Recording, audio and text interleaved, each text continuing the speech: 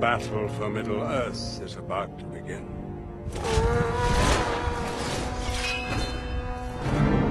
So it begins.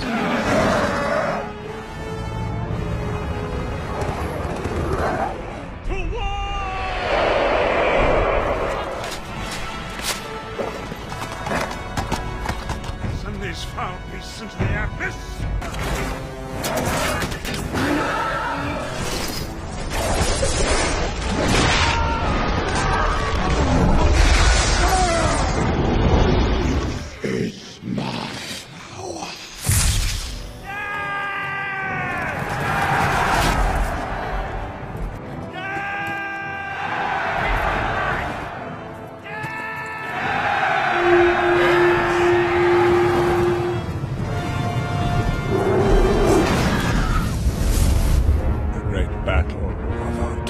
Welcome to the Zorpazorp Battle Games in Middle-earth livestream. In this series, we cast our gaze back in time to the roots of our beloved Middle-earth strategy battle game to explore the fortnightly magazine serial Battle Games in Middle-earth. Each episode, we will delve into a single issue, poring over a treasure trove of retro gaming, following in-depth painting guides, terrain tutorials, and some crazy battle reports, all with a modern twist so you guys can enjoy them in your games at home. With each installment, we'll also focus on a release of models that accompanied the magazine, following their journey from painting bench to tabletop, and then at the end of every live stream, they'll be randomly assigned to one of our loyal Patreons to continue their days of gaming abroad, spreading the gospel of Zorpazorp. So, in the immortal words of the magazine itself, let battle commence.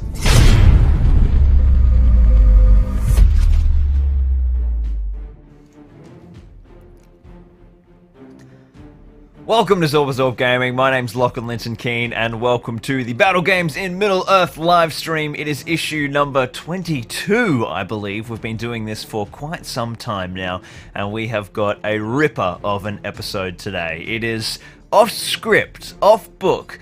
Usually this live stream series is about the retro magazine serial from the early 2000s, Battle Games in Middle-earth. In each installment of this live stream, we go through one of those magazines, we have a look at the miniatures that came with it, and then at the very end of the live stream, we give away those miniatures to one of my Patreons, and we play a battle report with them, and do all sorts of exciting stuff. But today, it is a little bit different. Welcome to the Grimbold Super Stream. So, a little bit of background for those of you who are joining us for the first time or may not be aware of the history of Grimbold in the channel. I'll make sure everyone is joining us in lively from the chat. Welcome everyone.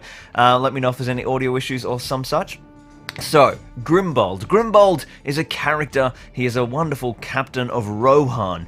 He is from Grimslade, which is a region in the Westfold, one of the West Marches of Rohan, and he is quite famous in Tolkien lore. He has quite an impact upon the narrative. In fact, you could say he's one of the most important heroes in all of Lord of the Rings, and his actions changed history forever. And without Grimbold and Elfhelm and Theodred, there would have been, no Rohan left when Aragorn, Legolas, Gimli, and Gandalf arrived. So, Grimbold had a mighty part to play in a couple of battles known as the Battles of the Fords of Isen. He managed to hold back the hordes of Isengard and buy a lot of time for the forces of Rohan to get their shit together, basically. He was awesome. He was awesome. He's one of my favorite characters, and it's one of my favorite sequences of battle, and we will, on this channel, at some point, dive quite heavily into the Battle of the Fords of Isen. It's my favorite conflict in all of Middle-earth. I love it to pieces, and it's a fan favorite as well. And Grimbold is a valiant hero in that battle. Essentially, the kind of main crux of his noble deed is that he forms a mighty shield wall on foot, very important detail, and coordinates a fantastic defense of very low numbers against overwhelming odds. Imagine like Spartans, right? So they build this epic Rohan shield wall, and Grimbold rallies his forces. He's only got a few riders who are led by Elfhelm, who has a horse, also important. And lots of stuff happens, and essentially they have this big epic moment, and they do good stuff. But Grimbold doesn't ride a horse during this scene. He has a profile in the wonderful game that we play, Middle-earth strategy battle game, where he also doesn't have a horse. Now, this is to the chagrin of many gamers across the world throughout the past 20 years. Essentially, I mean, it doesn't make any sense, right? Why does he not have a horse? Because his one famous moment is him on foot. He doesn't have a horse. He's at the Battle of the Pelennor Fields. He rides a horse. He's in the movies, for goodness sake. We hear Theoden shout out, "Grimbold, lead your company right after you pass the wall," and he rides off. Forth and fear no darkness. He has a horse. He rides to, he's a hero of Rohan. They love horses. He has a horse, right? But he doesn't have a horse in the rules. So this has kind of been this whole conundrum, this rules quandary that has become a bit of a meme in the last couple of months on this channel. So much so that we had over 100 memes submitted for a Grimbold meme review that Jeremy and I did, which is another live stream, which you can find on the live stream tab of this channel. And many wonderful memes were submitted. We had a meme review where we looked at the best meme. We rated all of the memes out of how many Grimbold's horses they weren't worth. And it was quite... It was madness, frankly. But we had one very, very special meme submitted. And that was a diorama form of meme by Mr. Damien O'Byrne. And let me grab an image for you so that I don't have to walk backwards over to the desk behind me. I'm not prepared at all. We can get rid of you. So this diorama depicts me, Lockie, myself, in Zorpazorp form. We can see there me and my normal Zorpazorp regalia and my wonderful Patreon Wheel of Wonder, and I am screaming, "Where's Grimbold's horse, GW?" And I am whipping a horse to death, flogging it to death, you might say, and there is Grimbold on the right running over saying, "What have you done to my horse, Lockie?" The piece is entitled Irony, and it came with a big descriptor and a set of rules. Now let's have a look at those wonderful rules. We'll whiz back to my face for a second while I swap the image over. And it is some true fabulousness, ladies and gentlemen. Let's have a listen. Lachlan Linton Keane. I'm only 75 points. I'm a bloody bargain, mate. I'm a bargain. Man, Australia, infantry, hero. And my tier is a tuba of legend. My war gear, I have a dagger, a whip, and the Patreon Wheel of Wonder. Heroic actions, heroic resolve, heroic defense of arguments, and heroic challenge of Games Workshop Proprietary Limited Corporation. Special rules. Oh no, first of all, we should read my description. What am I doing? Lachlan Linton Keane is a famous figure amongst Middle-earth wargamers, but he harbours a dark secret. Lachlan is driven by an all-consuming desire to find a horse for his dear friend Grimbold, and this task often distracts him from more serious matters. This is a crushing shame, as were he free of this terrible burden, he could no doubt achieve great deeds were he so inclined. Alright, so I've got move 6, fight 5 no less, strength 4, defense 5, 2 attacks, 2 wounds, courage 5, 2 might, 2 will, and 2 fate. I am a bargain at 75 points. It's a fantastic profile. A fantastic profile. Alright, let's have a look at my special rules. The Patreon Wheel of Wonder. This is an active special rule. A long time ago, Lachlan pledged to give away his worldly goods to find his loyal supporters, whatever the cost to himself. Before the priority roll each turn, randomly pick another hero in your force. This hero immediately gains one of Lachlan's might, will, or fate points, determine which randomly. Once Lachlan has run out of assets, this rule has no further effect, but fingers crossed the support from Patreons was worth it. If Lachlan is the only hero in your force, or the only hero left alive, Lachlan's rule will instead affect enemy heroes. Oh, that's hilarious. That's going to be important for today. Hashtag what a guy. And then his second special rule is flogging a dead horse. Lachlan is driven by a truly tragic catch-22. He is desperate to find a horse for Grimbold and will stop at nothing to achieve his goal. However, such is his desperation to express his message that he often ends up flogging potential horses to death. If a member of Lachlan's force kills a horse, rather than removing the model as normal, place a dead horse marker on the table. If there is a horse marker on the table, then Lachlan must move towards it as fast as possible. If Lachlan moves in contact with the dead horse marker, he will fight the horse as normal. The horse is, of course, dead, but Lachlan is actually wrestling with his demons. If he wins the duel, then Lachlan will flog the dead horse with his whip. If he successfully wounds the horse, remove the marker. If you're playing a scenario where, with the wounds tally, such as Lord's Battle, then these wounds will count towards your wound tally. If you're not playing such a scenario, nothing happens. Ignore Lachlan and move on with your life. So there we have the fantastic profile for Lachlan, the YouTuber flogging Grimbold and his horses to death. Now, of course, where there is a profile, there must be a scenario. So, today we are going to be playing the ultimate Grimbold scenario, suggested by one of our wonderful patrons as well. We had a big competition for people to submit scenarios as part of that meme review, and we have got a cracker. It was written by Lawrence Freeman,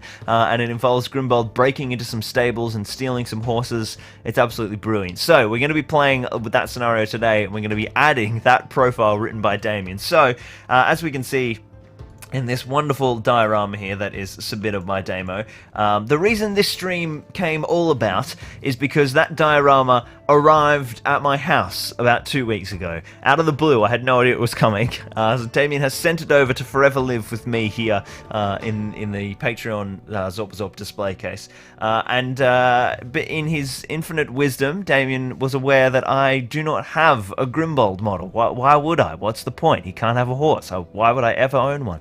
And so to amend this, Damien also included a packet of the Helminga Command, which comes with Grimbold, a Helminga Hornblower, and a Helminga Bannerman, which was incredibly generous of you. So thank you, Damien, you champion. So today we are painting up the mighty Grimbold, which is going to be very fun. So now you guys know what the hell is going on. What are we doing? We're painting up Grimbold. Then we're playing an Epics battle report that it features me in person as a character, and then yeah, that's it. That's what we're doing. It's gonna be stupid. All right, let me swing over into the chat because I haven't even checked in. Can Lockie's profile get a horse? Asks Sam Cynthia. No, he cannot. We'll have to make a whole meme review about that. All right. Battle streams of Middle Earth. Damien says. Damo says absolutely not for maximum Lockie pain points. All right, let's see who's joining us in today. Sam says hello. Do we get the amazing Grimbold song again? I had forgotten about that. As part of the meme review, I wrote a song and performed it or uploaded it. I don't even. I've got the words. I've got them written down, but I don't remember them. I don't even think I remember how to play it. Maybe if you're very good, I might play some of it live. I can't remember. Ah, crap. Matty Disher says, Lucky, I thought this was starting in an early... oh my god. Read the words, then speak. I thought this was starting in an hour, Lucky, early stream. Yeah, I think I had the time wrong on the images I posted everywhere just for Britain, I think. So sorry about that, everyone. I forgot that we have moved forward an hour.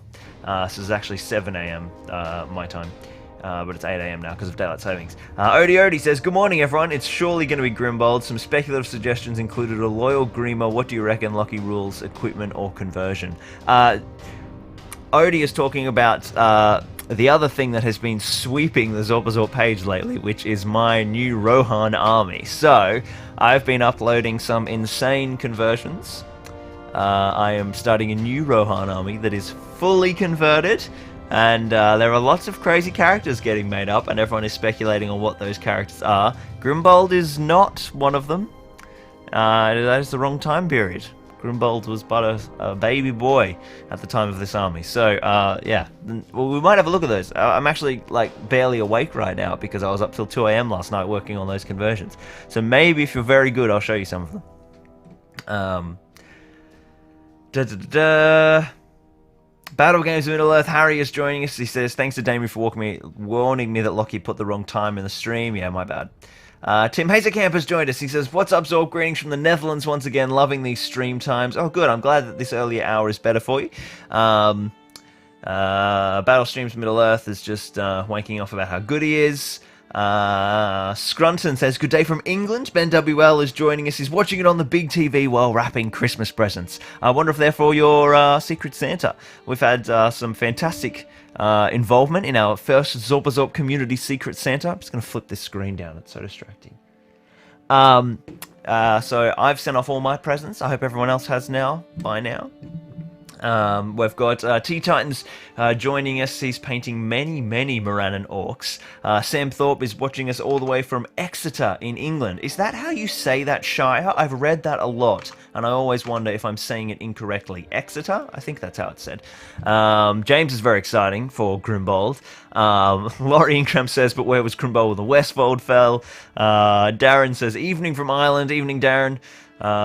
Sam loved the meme review. Yeah, it was good. It was good fun. Rubbish in, rubbish out. Hey, dude, how you going?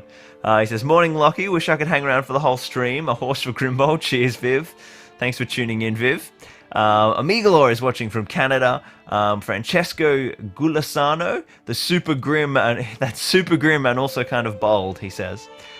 Georgie Ramstead tuning in from upstate New York, as always. Declan says that he's sorry he missed the start. He's here now. We're glad to have you, Declan. Sam says it's a good profile. It's not bad. It's not bad. I can't get a horse. Does Lockie's profile get a bonus for standing in a stream? Says Sobi Wookie. Maybe we'll have to wait and see. We'll see what the scenario reveals. Payback says, hi, my girlfriend and I are watching from the UK. Fantastic. Indoctrinate those girls. We need more of them in the hobby. We've got, Sam says, I'll be good for the song. Jody, good evening from Ireland. Sil Boone, hello from the Netherlands. More and more of us tuning in now. Sammy Thorpe says, yeah, man, spot on. What's Sam replying to? I think he wants the song. Left Wing Dragon says, I'm watching this whilst painting Tau. And yes, that's how you say Exeter. Fantastic. Call of Cthulhu watching from Greece as he paints up and converts some Grimhammers. Fantastic work. Laurent Blom is tuning in from the Netherlands. And Barney from Cheshire is painting the new Bill the Pony. I've got the new Bill the Pony sculpt sitting over there to go and do something. Just haven't got around to it. And Mido Colo is joining us from the Netherlands. Well, good morning to everyone. I think there's nothing to flick through except the scenario, which we'll look at in a little bit. I tell you what, I'll talk my way through the scenario now with you guys, so you've got an idea of where we're going with this. It's in a Word document, so I can't show you images, so you'll just have to see my face. Oh, I just found the Grimbold song by accident. That's not the Word document I want. Here we go. So this is by Lawrence Freeman. Alright, background. Grimbold having got fed up... I cannot read today. Grimbold, having got fed up with missing out on a horse, has decided to sneak into the Edoras stables and take what's his. As this is a Rohan versus Rohan scenario, all models are considered to be knocked out and not killed when taking wounds. Starting position. A stable is placed in the middle of the board with 5 horses tethered on one side. Additional camp and Rohan terrain around the place. The defender deploys their army within 12 inches of the stable, and the attackers start on the board edge within 12 inches. It is Grimbold and 5 Helmingers. They won't use their bows or throwing spears, and against that is 10 Rohan Royal Guard with no options. There are 5 unmounted horses. Once bolted, the horses will always move first. Roll a d6. On a 1, they stay where they are. A 2 to 5, they move d6 away from the nearest model, and on a 6, they move 8 inches away from the nearest model. The game lasts for 8 turns, and the game ends after 8 turns, or after all the horses have left the board. The defending player may try and scare the horses off the board. Okay. Yes, I see. So, 1 victory point for the defender for every horse that has fled, and 1 victory point for the attacker for every horse that has been successfully mounted. So it's whoever mounts or prevents the mounting of the most horses. Everyone starts as sentries, and where is the rule? Oh, here we go. So the horses are stationary at the beginning of their move until they try and bolt. If an attacking player ends up within base contact of a horse, they can attempt to mount the horse in their combat phase. Roll a d6. On a 1, the player falls and is prone, takes a 2 strength wound like thrown rider. On a 2 to a 4, you can't get your leg up, but the horse backs away. And on a 5, you are on, but you need to steady the horse. You cannot move next turn. And on the roll of a 6, you are a horse master indeed, and you leap up on the horse and are ready to go. We've got a special rule called even the horses hate Grimbold. There's just something about that guy. If a horse ends its move within 3 inches of Grimbold, it catches his scent and gets spooked. Immediately re-roll the bolt dice for the horse so that it can move again and get away from Grimbold. Oh, we need to talk about the bolt dice. If the alarm is raised, the stable guards will move to free the horses rather than letting them fall into Grimbold's hands. After the turn after discovering Grimbold or his supporters, the closest guard must move directly to release the horses. In base contact with a horse on a 4+, the gate is opened and the horse will bolt. Alright, so that is going to be our scenario for today. Grimbold and 5 Helmingers stealing into the Rohan stables to try and make them to try and steal a horse so that he can ride after his friends in Rohan off to the Battle of the Pelennor Fields. It's going to be good fun. It is going to be very, very good fun, I think. Maybe Grimbold should just go into the discount warg store, says KS. Maybe indeed. Alright, what we're going to do now is I'm going to swing around the camera and we're going to dive into painting the mighty Grimbold. I will see you guys almost, where's my streaming thing, in just a second. I've got nothing prepared. Streaming assets. And there's a little something for you guys to watch. Back in a second.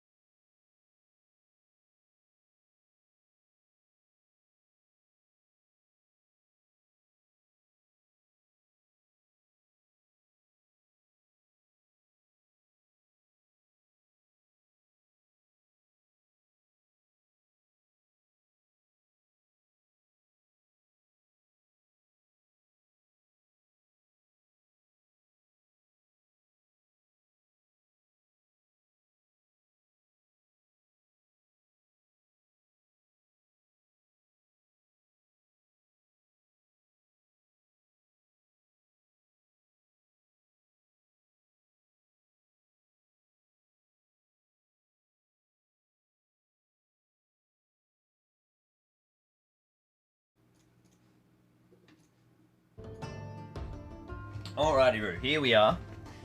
We are up at the bench and we have got a little Grimbold here. Franklin, can you get away from the camera?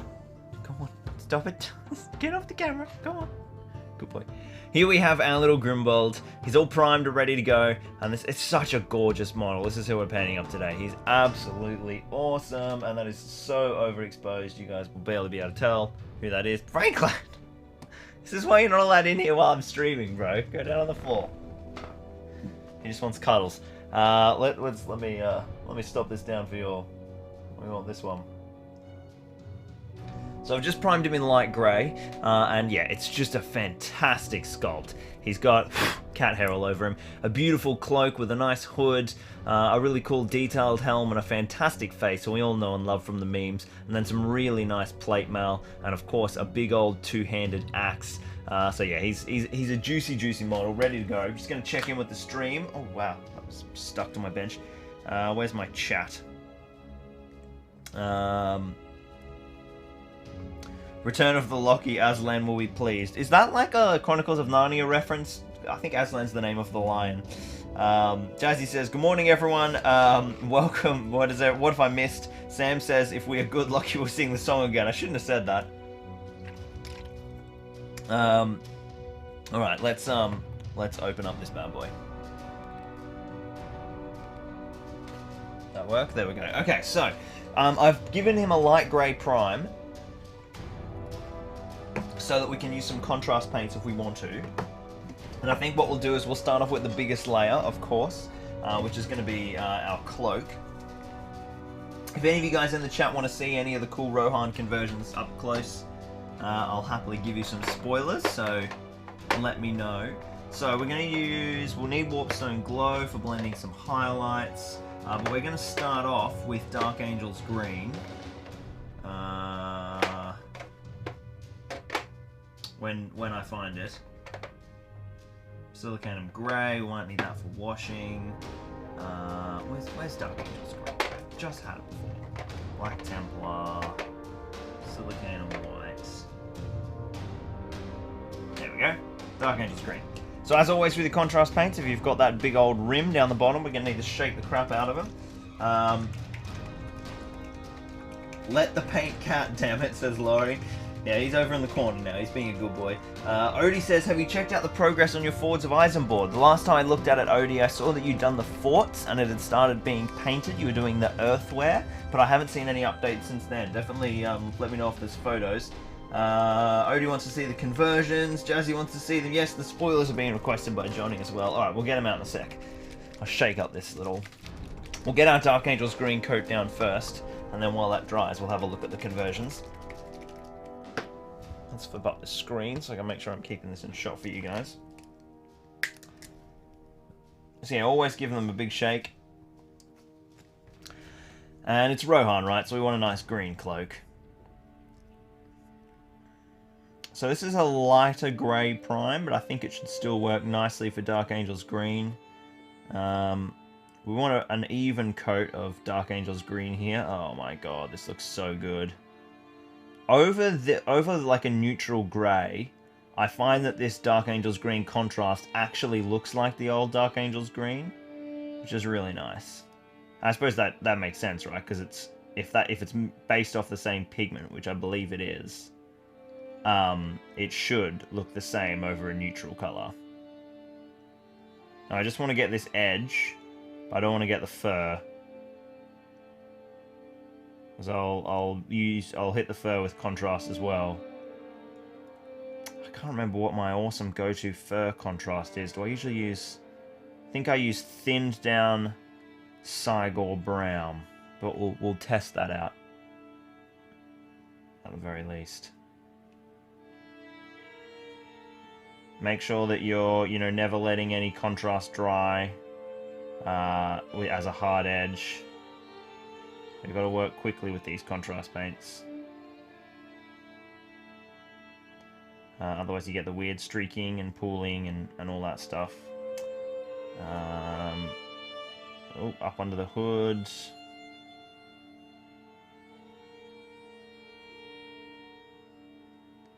want green to go all the way up to that edge, but not onto any of the fur, because I want to keep the grey.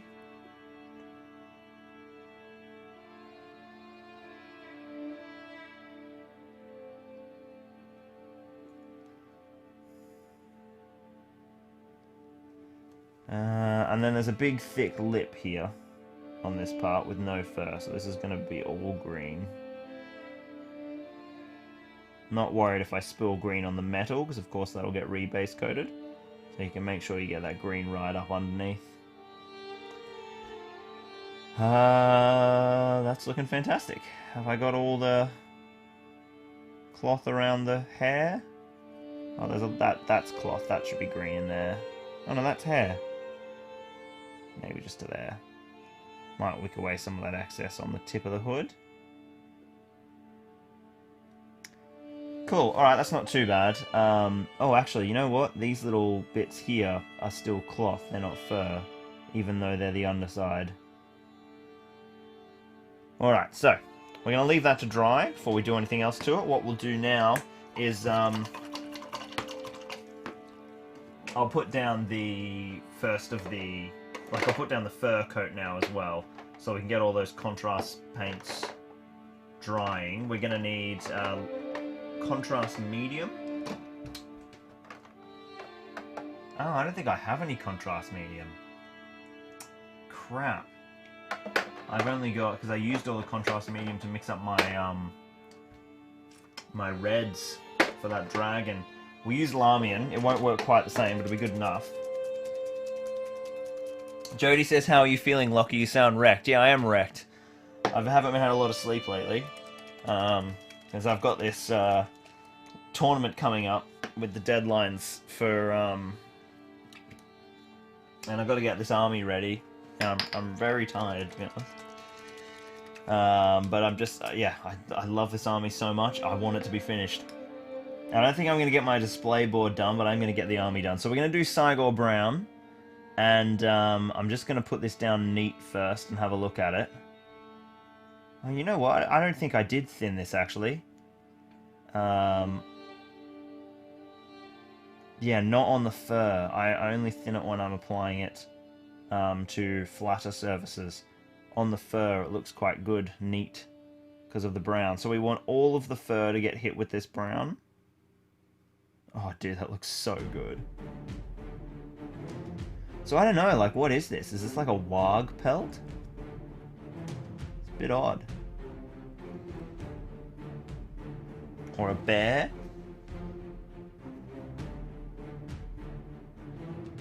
So we want that brown to go all the way up and under. This is quite a nice brown. I never use Cygor Brown. I'm always sort of suspicious that it's too dark and not the right hue. It looks really dark in the pot. Once you get it down as a thin little contrasty layer, it's quite nice.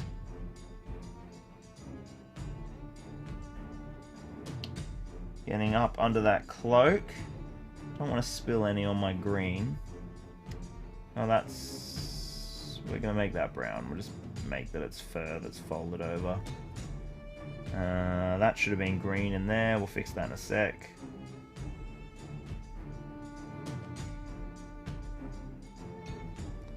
Cool, okay, so that's starting to go down. That's obviously going to need some dry brushes and stuff.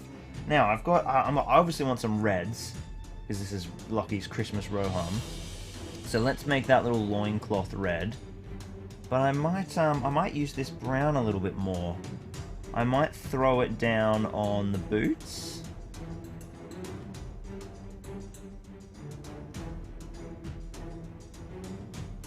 Yeah, I'm going to put it down on the boots and his shins. These like wrappings around the top of his boots.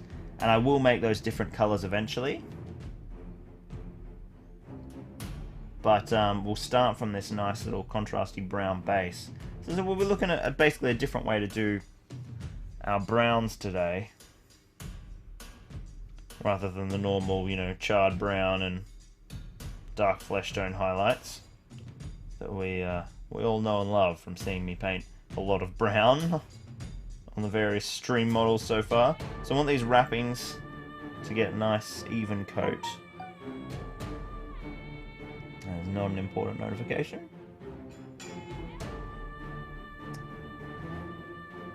I'm moving right up to the loincloth.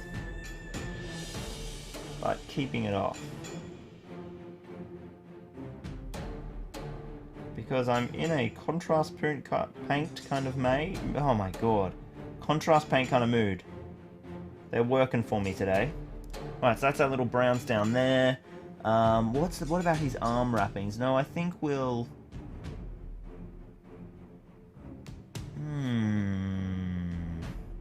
No, we'll make them red. We'll make them red. Alright, well, speaking of red, let's get a bit of Flesh Tearer's contrast down. And we'll just set all these base coats up. And then we can get into some highlights. So, Flesh Tearer's red. I've got my glaze there. Where's my actual Flesh Tearer's red? That looks like it. No, that's my 50-50. Tell you what, we might use the 50-50. So this is a mix. This is one of my like pre-made glazes that I have, which is 50% contrast medium and 50% Flesh Tearer's red. So sometimes when you thin these down, they behave a bit better, or you get, you know, a slightly different tone. So I have a mix that I use for different tones, and sometimes it's easier, you get more control applying a couple of passes of this lighter colour. I still think I want the depth of the original, but I might keep that there because sometimes they're useful to blend over. So because this is my red base coat, we will start with a deeper red, so we'll start with the neat.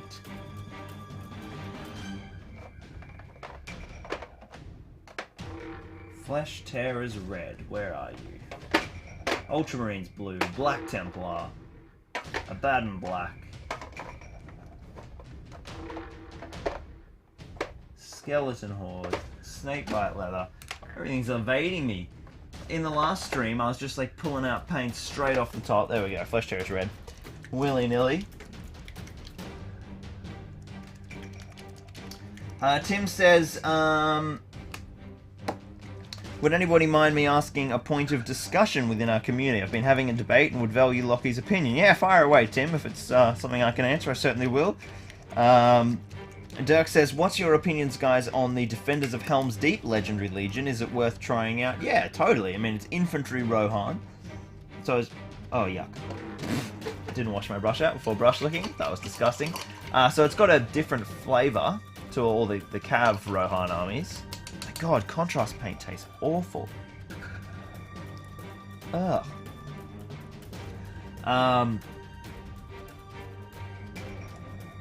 But yeah, it's certainly got some synergies. You definitely want to be taking Haleth to get that Fight 7 Aragorn. It's obviously, it's taken a huge hit since the gambling nerf, obviously. So you just have to bear that in mind. Like I'm talking a huge hit. The gambling nerf is massive to every Rohan list, basically. The gambling nerf is I've talked about it before, but it's gone too far the other way. So much so, it has fundamentally changed the way I play Rohan now. No more Riders of Theoden. Yeah, so you'll have to be managing that. But yeah, I mean, it was quite a powerful list before gambling got nerfed. Now I'd say it's definitely still good. Maybe it's mid-tier. It might have slipped down to mid-tier with the gambling nerf. But it's definitely not a poor list. So I'm just getting this red on... there's quite a few layers here.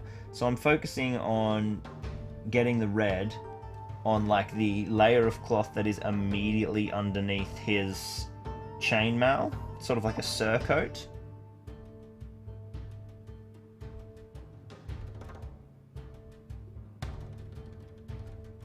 So we'll get that up and underneath, and then we'll go in for some like lighter browns, I think.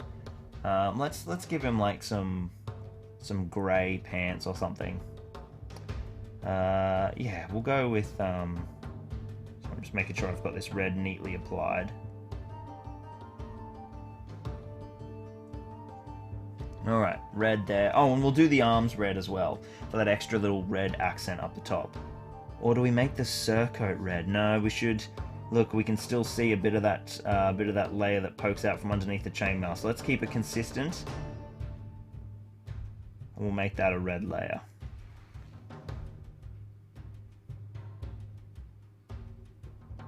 which means that those arms should have been brown. Which you'll remember I did contemplate. Can you guys see? Yeah, you guys can see. Beautiful.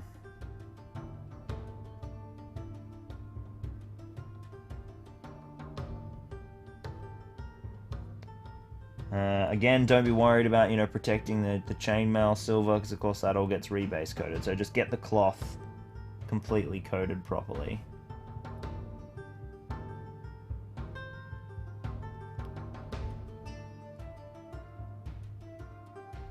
Missed a bit of fur there. Oh, and of course we want the brown of our wood log. So let's do that. Jump back to Cygor brown. Oh, it's a question about the pro painted. Yes, I saw this thread last night. My comment on that specific thread, Tim has asked whether or not people should be using the term pro painted.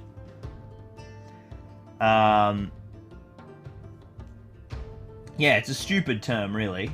It's very, it's because it's very broad for starters, because pros or commissioned painters can paint quick and easy, simple stuff. But I mean, in my mind, pro painted means that it looks like it was painted by Marco Frazzoni, and it looks freaking amazing. So if you've got something that's tabletop quality, you shouldn't be calling it pro painted, or at least I wouldn't. In that specific example, where someone had posted up some minis and they'd called it pro painted, I couldn't even tell you what the standard was because the photos were so bad. So I certainly, I certainly can't comment on that exact issue, because I did get interested in the debate that was happening and thought I'd have a look and see what the photos were like, and I was like, I have no idea what that looked like. So yeah, we'd have to have a look at some exact photos to determine whether or not that was pro-painted. But if something is pro-painted, it should be like, Golden Demon Slayer Sword level stuff. Otherwise, you've got, if it's tabletop quality that's painted by a pro, then it's tabletop quality. It's not pro-painted. That's my thoughts. But pro-painted just has such a stigma now, like, because you look at all the listings, everyone on eBay calls everything that's completely rubbish pro-painted to try and get clicks and stuff. So it's just a bad term anyway. I would probably personally never use it in a sale. I would just say very well painted or painted above tabletop quality, if I was selling painted models, which I can't imagine myself ever doing, because after I've painted something, I could never give it away. No way. Alright, we're getting these arms brown. I don't know, what do you guys think of the term pro-painted versus tabletop quality and all that kind of stuff? Let Tim know, because it's a good question. Yes, for context, in case I quickly breeze through that, there was a trade post on our Lord of the Rings trading page last night where someone called stuff pro-painted and we couldn't really tell what they were. There's a little leather strap that comes down. We're going to hit that with this brown base coat as well. Smashing out these base coats. Oh, there's some pouches and stuff. Oh yeah, that's right, the little pouch that the hand is drilled into. Oh, I might make that black actually, or grey, for a point of difference. So let's switch to Basilicanum Grey. Another wonderful contrast.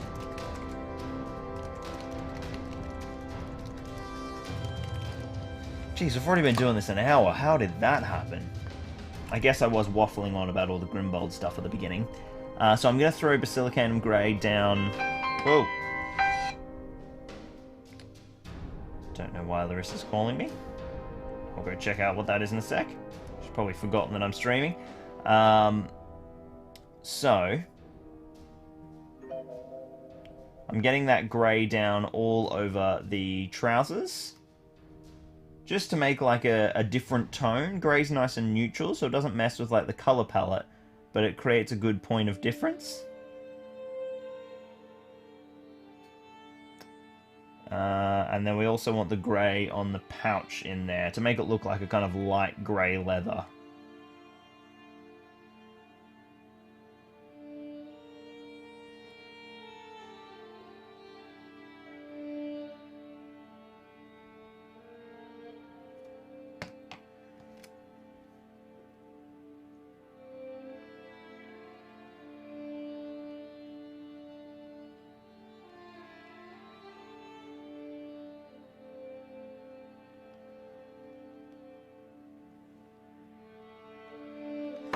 So, what base coats do we still need beyond our silver? Which is like, you know, the big metallic workhorse layout. So, there is one little layer of detail in there.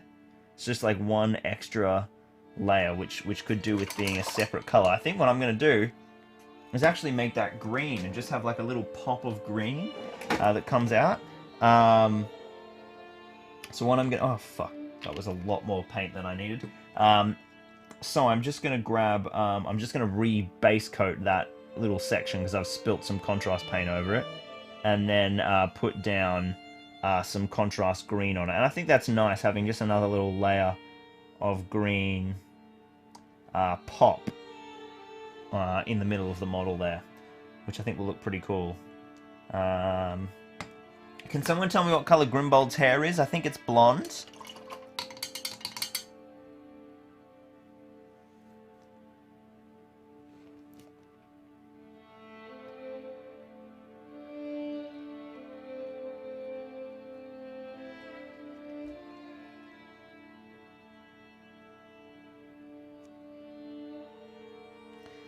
Let's grab straw-coloured, says KS. Thank you very much. This is how we're going so far. Bring that in so you guys can have a look. We've got our little greens and reds and browns, all base-coated, looking nice with just some quick contrast paints. I'm going to grab that Dark Angels green. That grey looks like it's dried really quickly. It's bloody hot here today, so stuff's drying quite quickly, which is a challenge in and of itself when you're painting, especially when we do some wet blending later. But yeah, it was like 25 degrees at 7 AM this morning. It's gross today. Very humid and muggy. I want that green layer to be a little darker, so let's put a bit of a thicker contrast coat on that region. Beautiful. Yes, I do like that little extra green pop. Now, there were some regions down here that I missed, which should have had more green on them. Was there another one? Oh yeah, that should have been green in there. Okay, cool. So that's those base coats down. It's time to do our silver. And, ooh, do I go Lead Belcher or do I go to my new favourite, which is Canoptic Alloy for my base coat? I think we'll go a Lead Belcher base.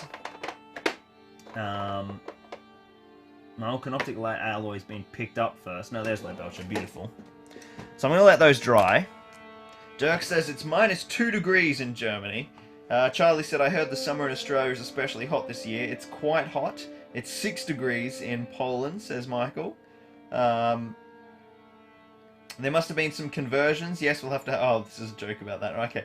So, Cat's Play says, okay, I've just arrived. Where is the horse? The horse is dead, Cat's Play. There is no horse for Grimbold.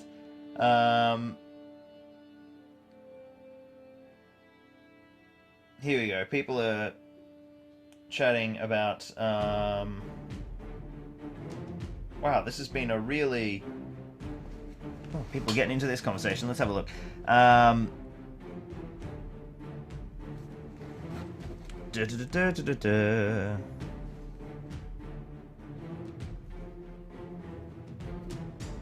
Charlie says, who is the secret mounted mini, Precious? That's not being revealed yet. That'll be later on.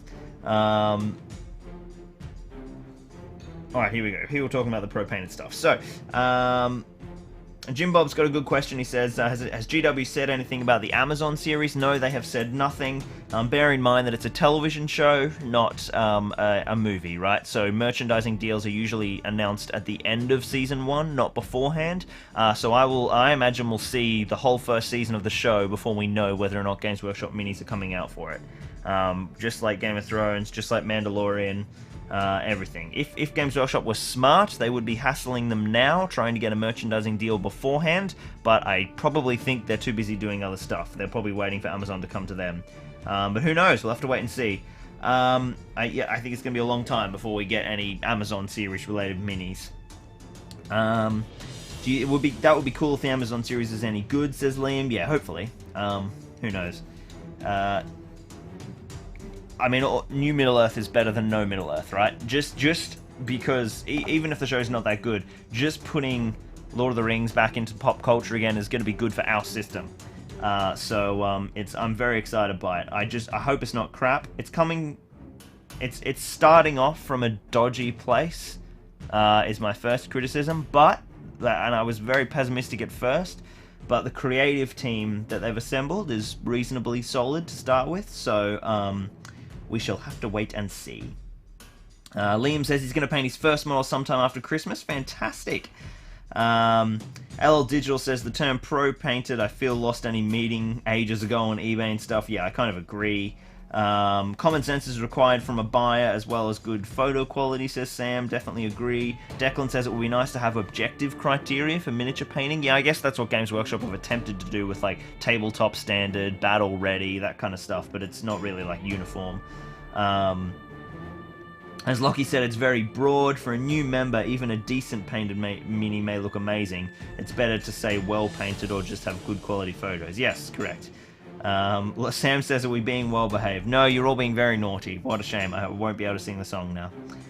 KS says, I'll chime in from another angle. I knew an older gentleman who just collected models to display it. I know he got ripped off by pro-painted stuff on eBay. Yeah, that's the whole point, right? Is that people say pro-painted, and amateur people or new members of the community think they're buying well-painted stuff and that the price is fair, and they get garbage-painted models, and they don't know. So that's who we have to think about. I totally agree that a master painter might say his fairly good stuff is trash when most certainly isn't. That's true. Odie says, are any Zorps backing crowdfunding to buy Tolkien's house? Oh, I haven't actually seen that. Or I checked in on it anyway. I saw it originally when it went out.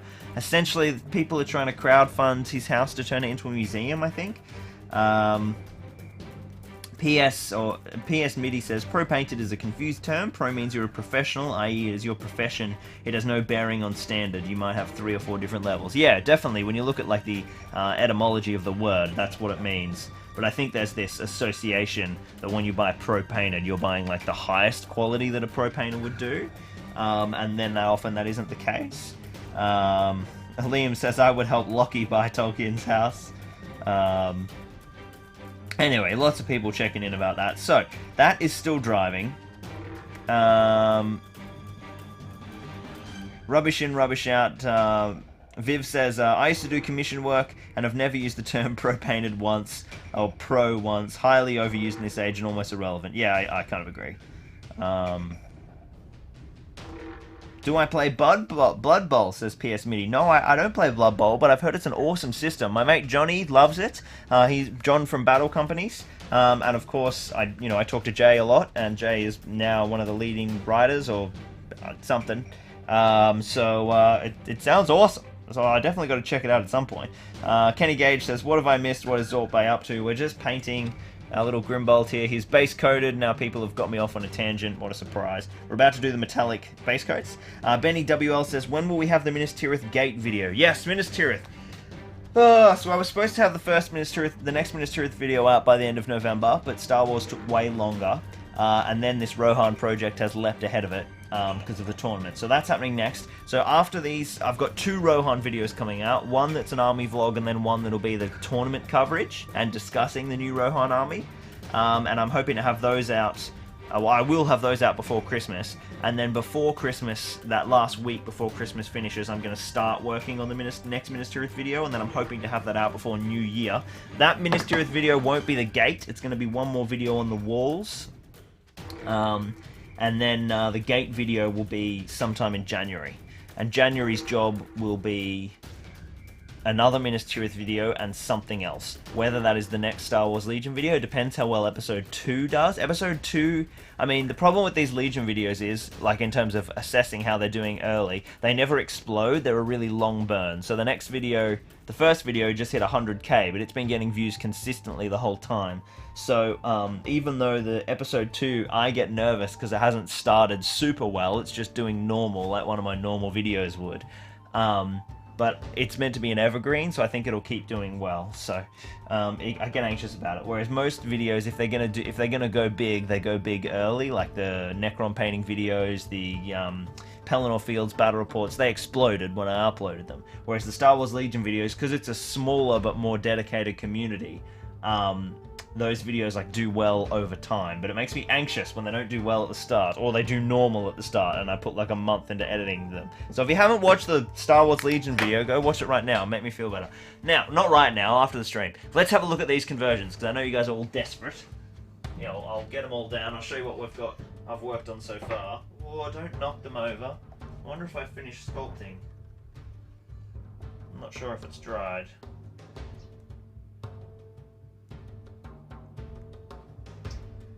We have an update from Larissa. She was just calling for snuggles, so nothing important. Well, I mean, obviously that's important, but she didn't realise I was streaming. Alright, sorry, I'm just getting all the conversions within reach so I don't have to walk back up and forth 6 times. And then I will show them all to you.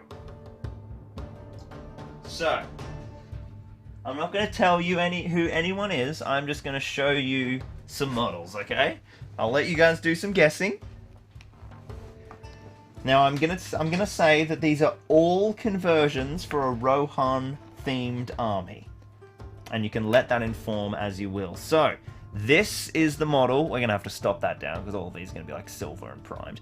This is the conversion of the new Gamling, or the unreleased Gamling. He's got some sort of long weapon with a haft, and he's got a horn sculpted on, so that looks great. Here is his dismount. So this is the dismount of that model. This is the Helminger Hornblower that Damien sent me, which I've converted up. I've added this extra long weapon here, and also a horn, and made the crest match the helmet that Gamling has, because you will notice in this Gamling sculpt, his helmet is attached to his horse. So that's the Gamling model conversions. Exciting stuff. I'm so happy with this foot model. Looks so good. These are all using my new Zorpazorp bases. Well, not new, they're just back in stock. Then we have this guy, which is the Son of Aeol conversion, that's holding his helmet with Aema's arm. He's looking pretty cool. Very happy with how he's come together. He's got like a longer speary lance thing. And then his foot version is this model. Now you'll notice that the long weapon is gone. So there's Aema's helmet, he's got the shield, and he's just got his sword out, just for something a bit different.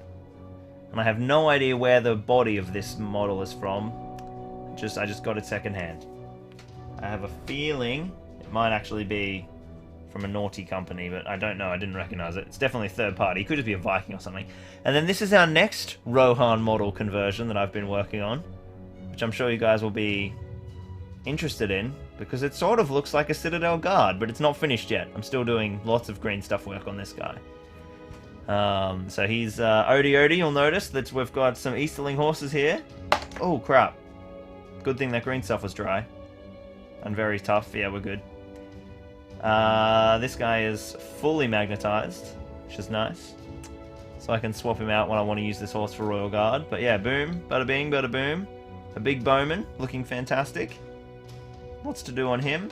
And then his dismount is this model here.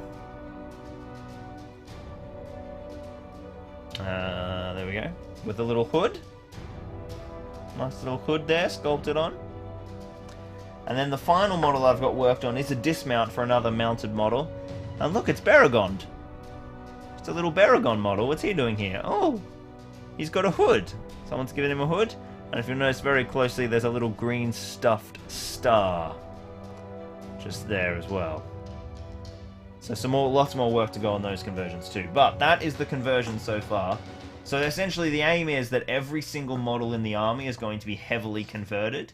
And the theme is, a Rohan time period that isn't catered for in the main rule set, and I'm using other profiles to proxy different characters.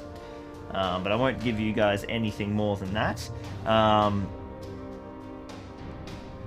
Kenny says, imagine dropping and destroying your conversion midstream and crying many tears of hobby joy. Oh, I forgot to show you one conversion. Whoops.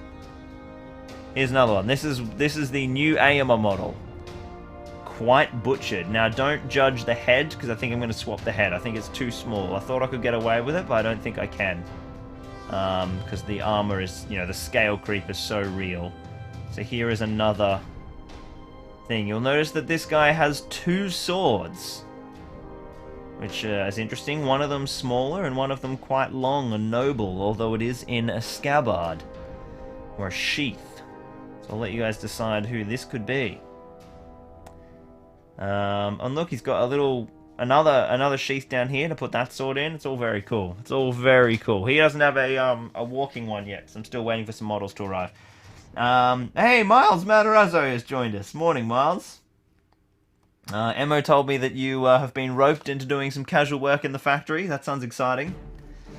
Yeah, the horse on the new AMA model is fantastic. I love the horse. John Doe says, looks like the extra bits from the new AMA kit. Yes, that's correct. I absolutely butchered the new AMA kit.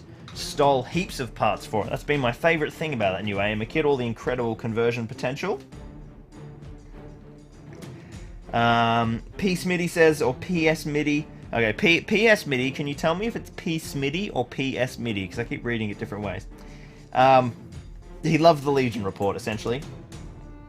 Darren McWilliams says, definitely got into Lockie's Star Wars Legion battle reports. Even if you're not a Legion fan, it's well worth watching. Some of Lockie's best work.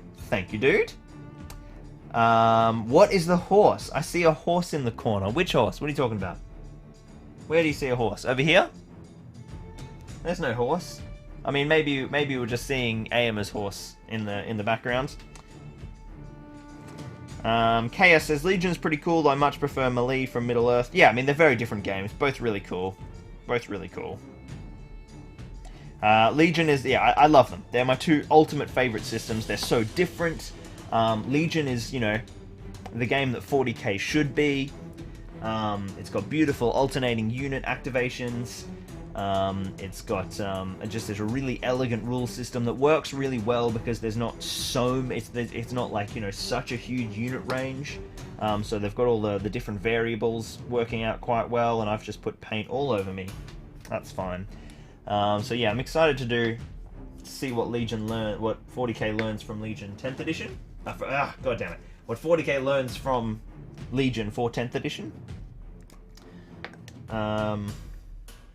Yeah, I love Legion, it's fantastic. So, let's get these silver base coats down. Because we need to get this Grimbold finished, or we're going to be here all morning.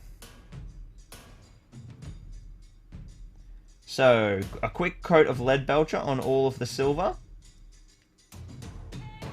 Can some of you lovely lads have a look online and let me know in the comments if Grimbold has any gold detailing on any of his metallics, particularly on the helmet? Just changes how I'll apply this silver.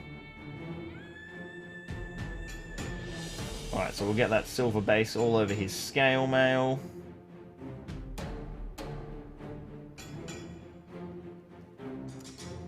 He's got some more beautiful scale mail in here. I'm being very careful not to get silver on the other stuff.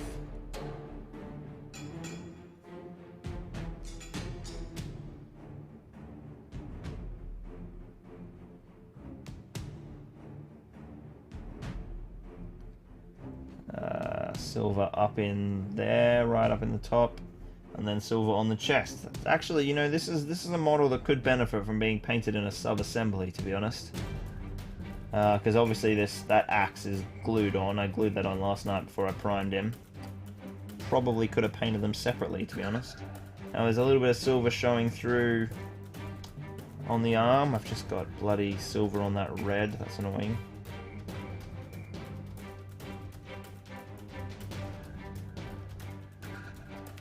And we've got some more silver showing here on this sleeve.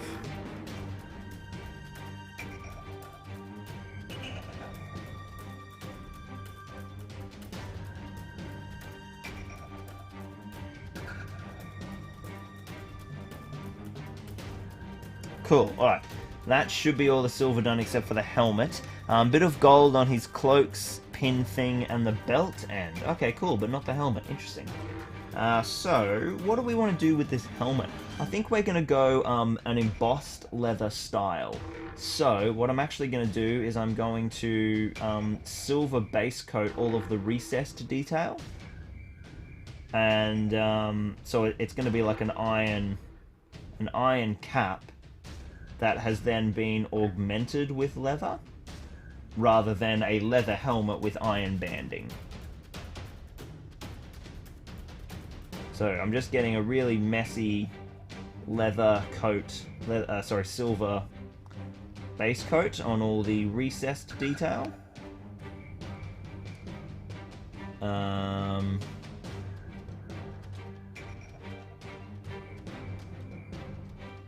Yeah, that's probably it. And then I might make the cheek pieces flaps of steel. Just trying to, how about I paint in frame?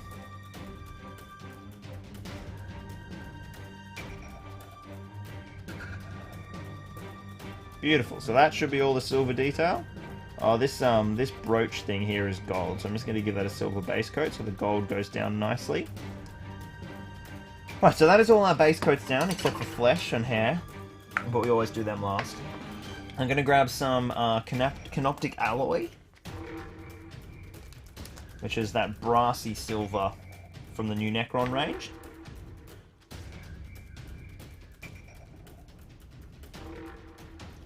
And I'm just going to do some little highlights.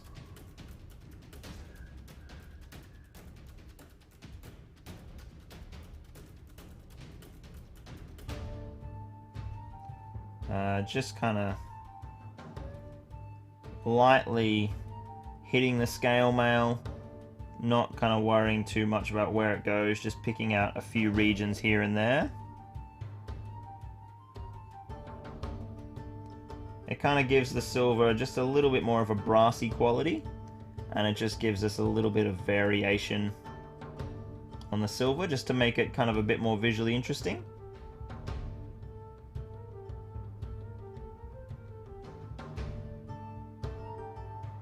Also allows me to clean up some areas that I've missed. Whoops.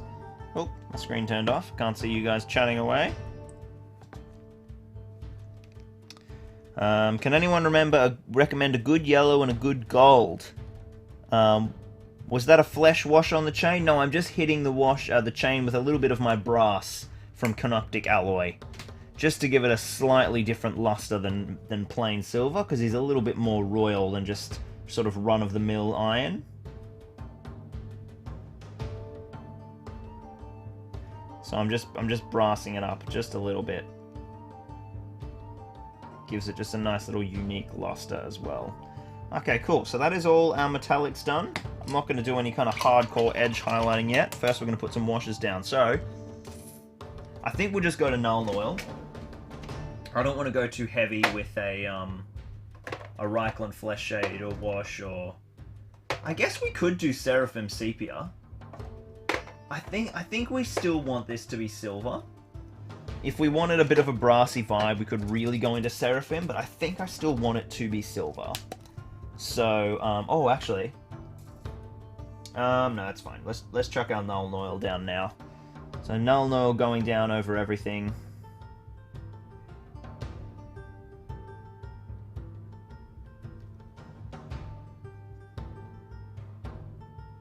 At least over the scale mail, anyway.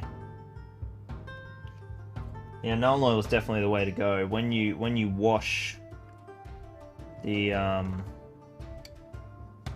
whatever this is called, canoptic alloy, it goes even brassier. So definitely didn't need any more reddy browns in the brassy tones. And we'll hit the axe, which doesn't have any Seraphim any canoptic alloy, so it's kind of that more pure silver. Right, so that shades down. Just realized I don't have my bloody wet pellet. Where is that? It's over there. Let's grab it.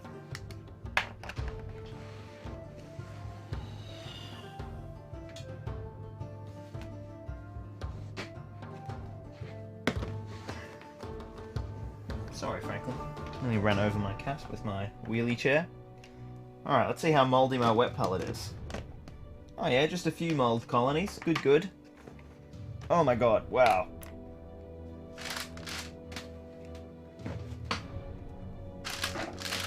Okay, there's mold, and then there's that.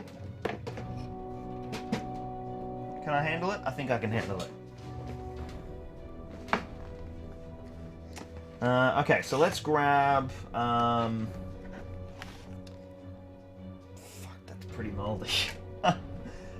Where is my Dark Angel's green? What I'm going to do now... Sorry, Caliban green is what I want. Okay, right. Folks, I'll be back. I got to change my wet palette. Back in a sec, my dudes.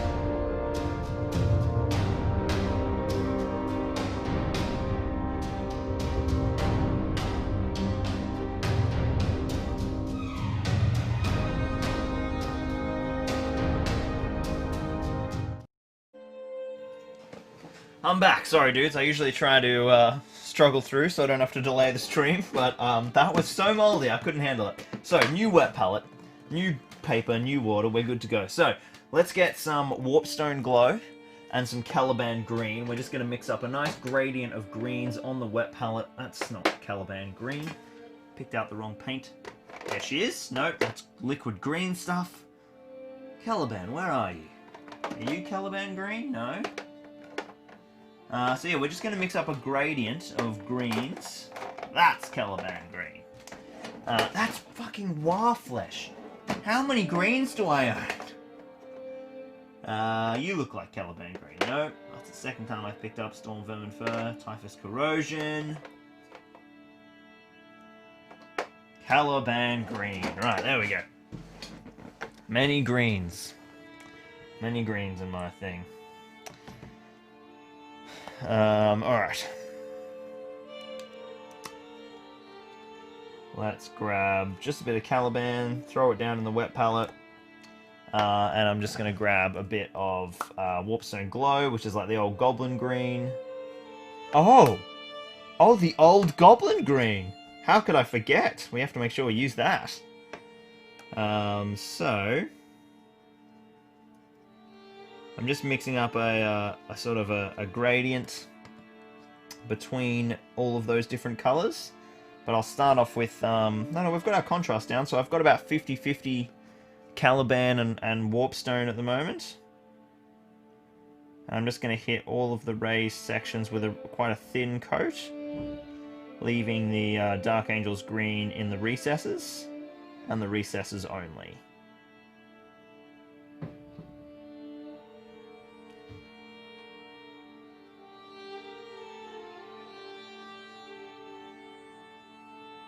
So I'm just going to be doing the classic wet blended highlights here.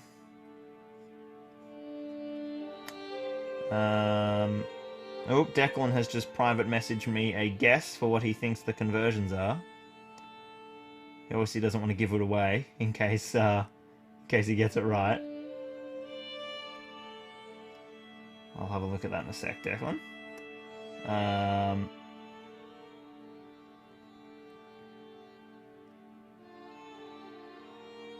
Alright, got a beautiful coating of that green. Because it's nice and thin, it's just blending really nicely with the green underneath. In fact, I think I'm going to make it a little broader and just take a bit more of these mid-tones as well. As in broader, like in terms of coverage, so actually coating more of the green than I was. Oh, and I forgot about all this green on the front here.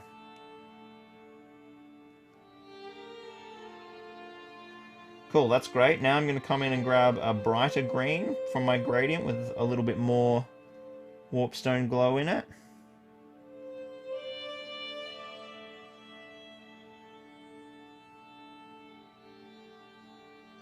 And just hit, you know, a little less, focusing on more of the raised edges.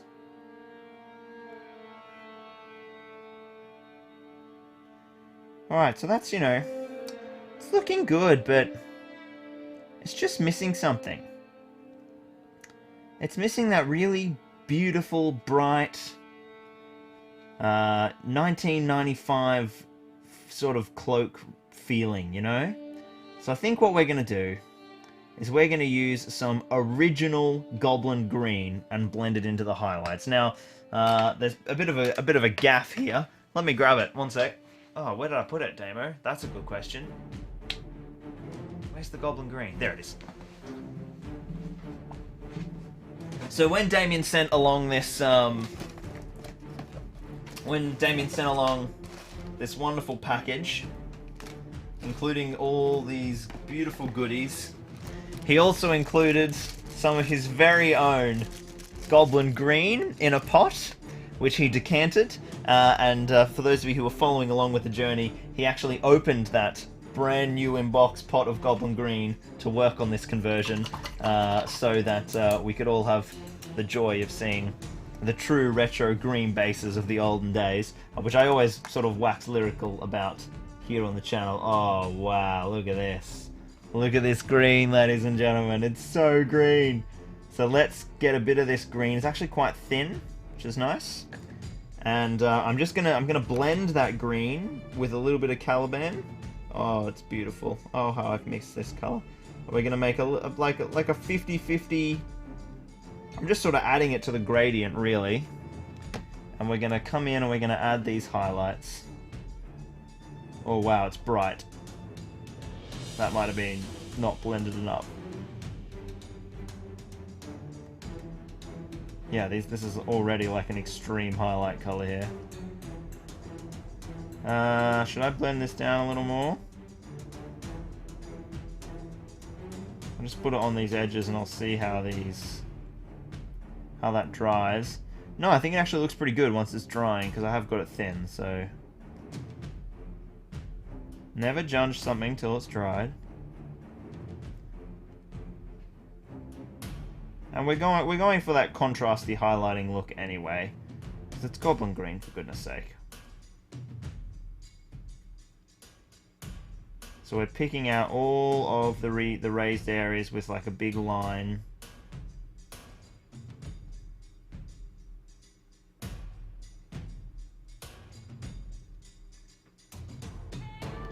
The cloak. Oh, it's beautiful. It's beautiful. It's beautiful.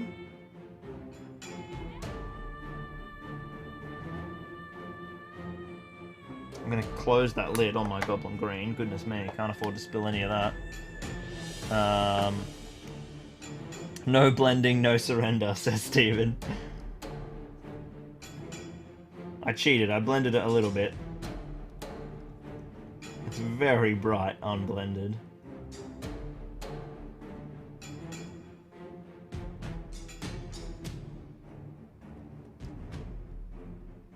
There we go, look at that. Some beautiful Goblin Green highlights.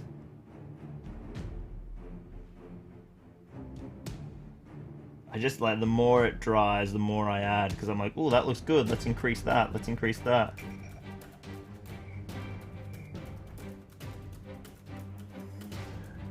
There we go, a pretty contrasty green cloak. That beautiful goblin green, that looks really nice, I reckon. I'm going to take a bit of it off the brush and just apply a really thin layer to some of these more central bands.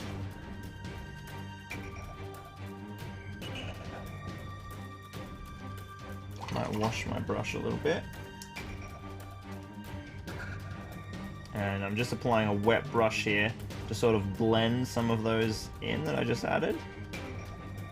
Just a little cheat, basically. You've applied too much. Beautiful. That is our greens finished. So our greens are done, our silver's done. We've just got to do our reds, our browns, and then our hairs and things. So, some goblin green, and of course the base, which we will do today, I think. We've got some very, very special basing supplies to do it with, so we have to. Let's grab our browns. What have I found first? I found red and a brown. We'll grab dark flesh tone. I'm going to throw that... Oh god, that needs to be shaken a lot. Look at this green. It's so green. Lucky 2020. Stephen asks, how would you paint Galadrim warrior armor? That's a question for John. He has got some amazing Galadrim. Yeah, I'm not sure. I haven't painted any myself, but there's definitely some cool stuff you could do with metallic toning. So, dark flesh tone's coming in and just doing a quick layer highlight on the brown.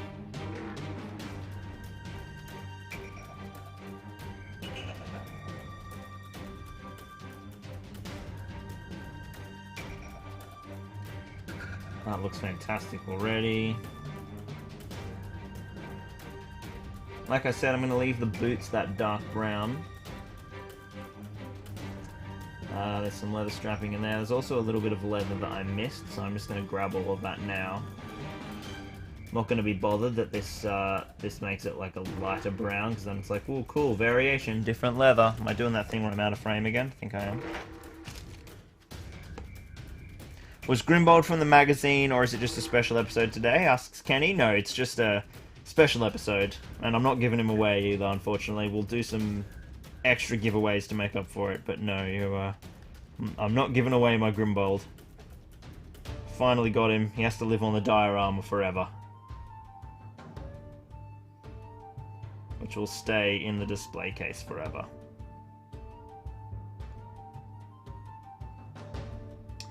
Alright, so that's the browns highlighted with a little bit of dark flesh tone. Oh, there's actually some...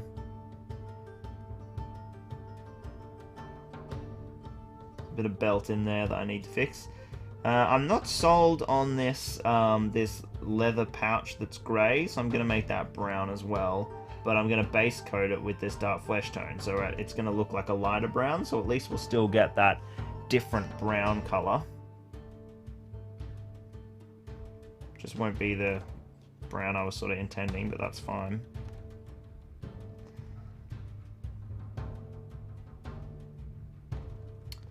Beautiful. Oh, actually, I forgot to highlight those little green sections. Let's grab our goblin green. I forgot we did these with a little bit of green, so they're going to need a little kick with Damo's wonderful goblin green. Beautiful. Oh, they look so good. God, I miss Goblin Green.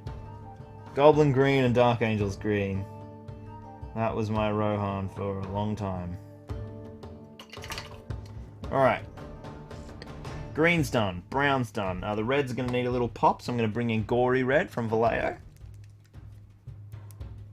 Well, the browns aren't actually done. I've got several key regions, like, you know, the helmet. But that's fine. So yes, all the reds are going to need this little... Oh my god, that is so thin. Gory Red separates so much. I have been telling myself that I'm going to buy agitators for like 3 years. Someone just needs to buy agitators and send them to me. Some company. I'll be like, Give me an agitator sponsorship. Alright, so just getting the red with a really simple kind of highlight. It's just, yeah, it's nothing fancy at all here. Just getting some of that brighter red down. Just to blend that Flesh Tearer's red and give it a little bit of that Christmas Rohan vibe.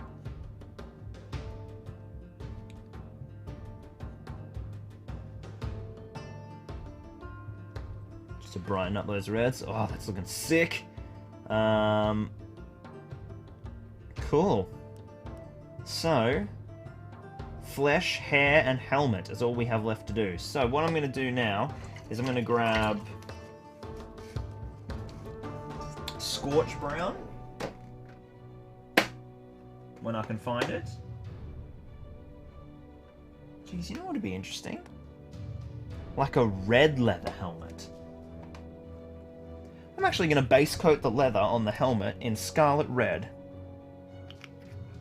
And then we'll highlight with brown. But just go for like that interesting red look. Could be cool. We'll see how it goes. Alright, so what I'm doing now is I'm highlighting all the raised detail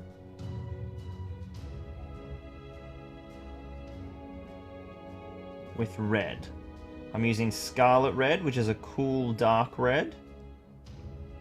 And this is the leather that's embossed over the cap, right? So I don't want to get any of this red in the recesses. I want that to be very clearly silver. Oh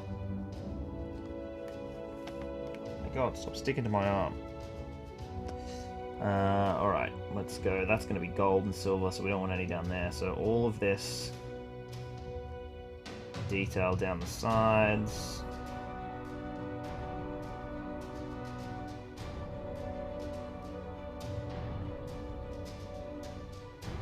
Yeah, this looks cool. I'm on board with this. Now, of course, that means we want to get the little horses as well. We've got some lovely horses in the center of those helmet regions. And there's the crest.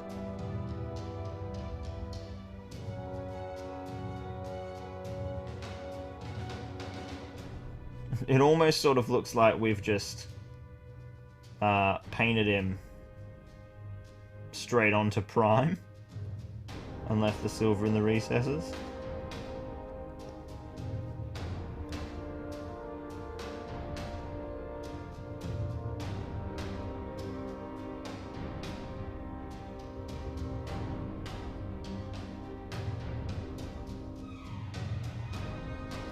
There we go, so that's all the red down. I've lost my stream chat again. There you all are.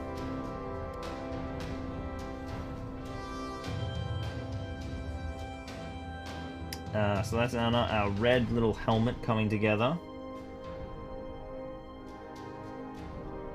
When you're painting helmets, you gotta remember to get like up under the lip.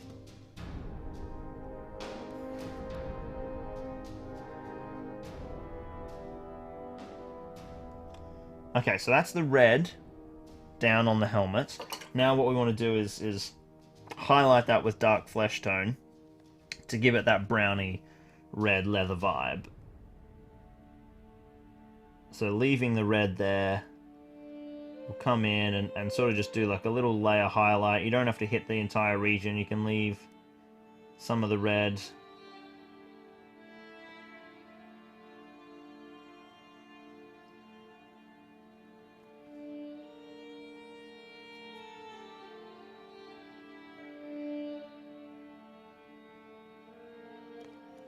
Looking very cool.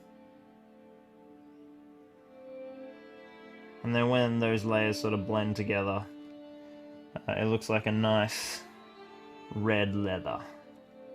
Red leather, yellow leather, red leather, yellow leather.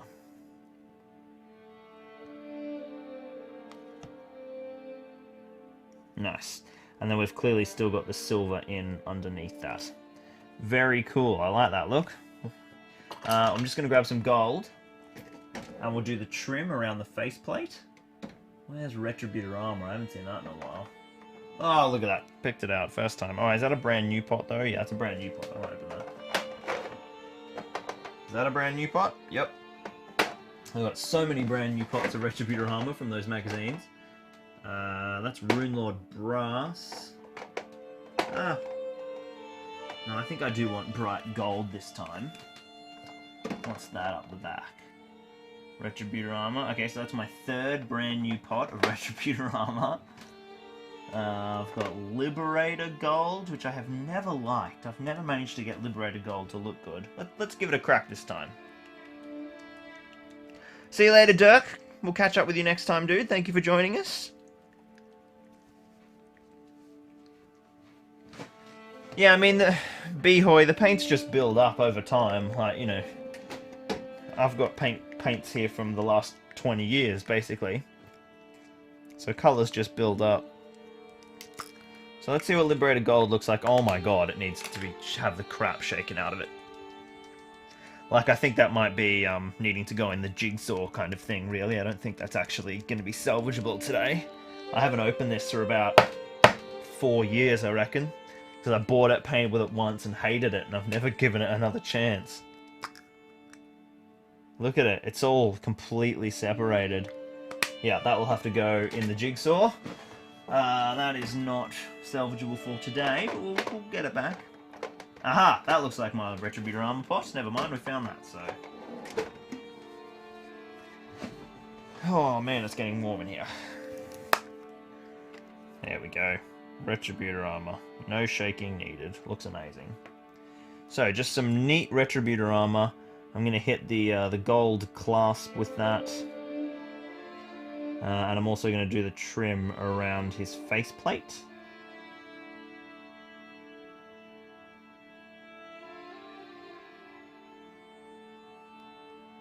Just to give him that little nod to the Rohan Royal Guard.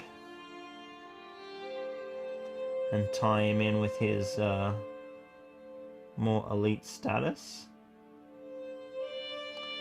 He doesn't really have like a whole lot that should be gold trimmed, so...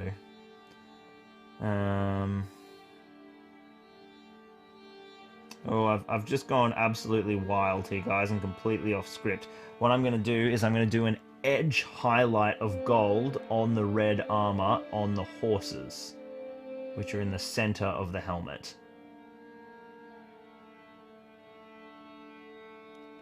To make it look like they're embossed leather, that has then been like hit with gold filigree, or stitched with gold thread, maybe.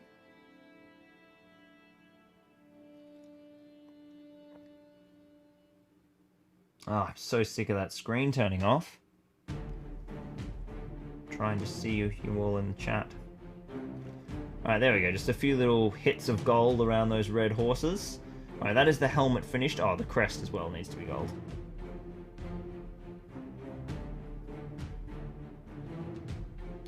Cool, so a different take on Grimbold's helmet there. Obviously that needs a wash. Let's get our flesh base tones done before we start... Oh, no, sort of. Let's just wash it. I'm going to do Nuln Oil, because I'm primarily shading for the silver and brown sort of tone of the spectrum.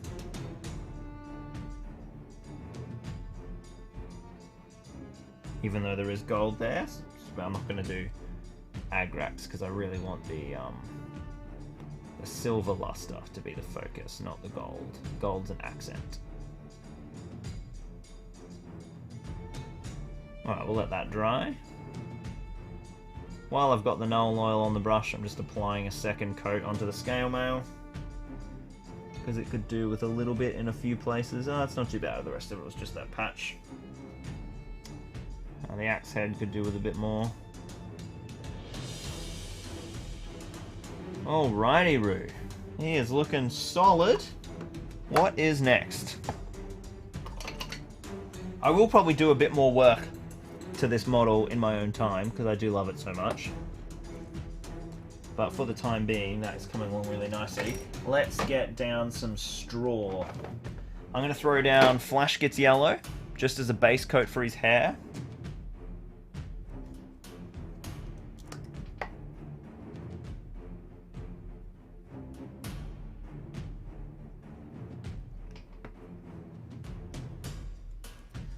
And then we'll just blend that up to a bone.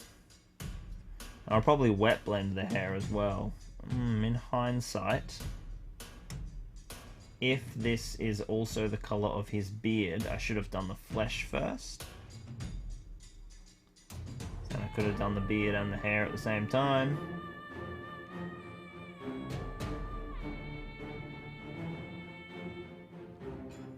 Get that straw, like golden straw hair.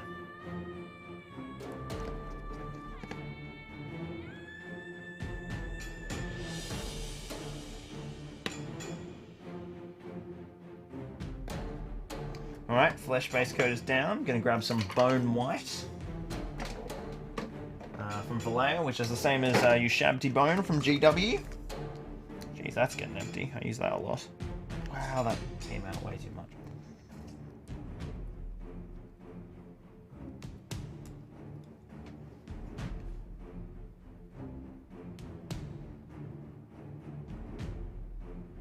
And I'm just gonna wet blend some bone highlights straight into the yellow.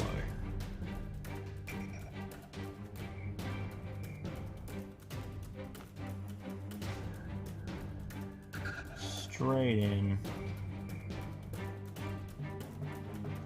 And that'll turn into quite a nice sort of strawy mid-tone.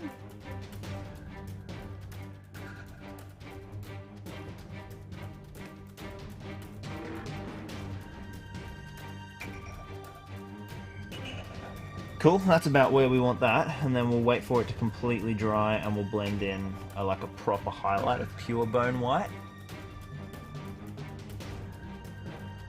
Grim is amazing, Kieran.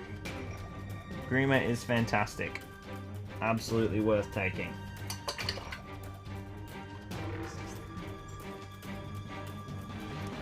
Alright, that looks like that's mostly dry. Grab some neat bone white.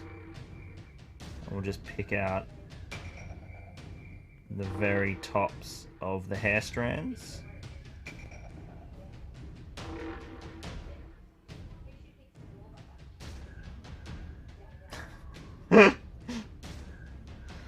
Alright, some beautiful blonde there. That will need a wash, but I'm going to let that fully dry first. Let's do our flesh tones.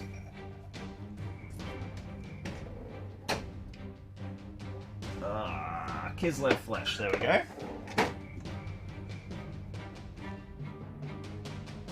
No, Grima and Saruman cannot be taken in a Rohan force.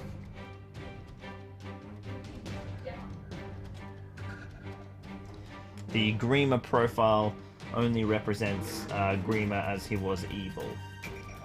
You could ally in the good model of Saruman, I suppose, from the White Council list. Representing Saruman sort of, you know, aiding Thengel as he was fighting the Dunlendings or something. That could be quite interesting, actually. You've given me a little idea there, Karen. That would be very cool. I don't think... Well, they're not going to be yellow allies. They're going to be yellow, rather, and they're not going to be green. Jeez, that is interesting, that is. I don't know if that list... If that one can take a horse. Does anyone know if that can take a horse? Can someone have a look at the Hobbit rulebook for me and let me know if the good version of Saruman can take a horse? Because if he can, that is some interesting stuff.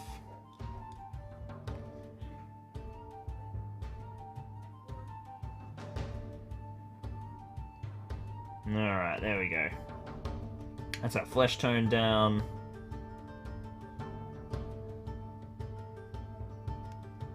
Get that skin on his face.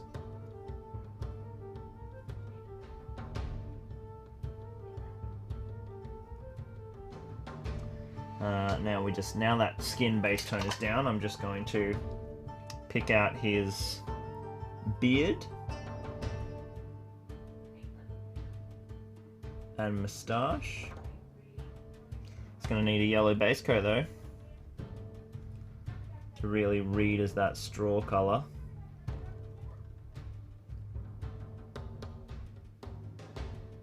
we go. That gives it a nice difference from the skin tone. Makes it look nice and fleshy. Cool. That is all just going to need a wash, and then Grimbold is basically finished, I think. Yeah. So, we're going to wash... I'll let that dry. We'll wash with Ryclon Flesh Shade. And then do a quick highlight. Jeez, he's come together nicely. Let me just join in the chat, see if someone's answered that question for me. He can take a horse.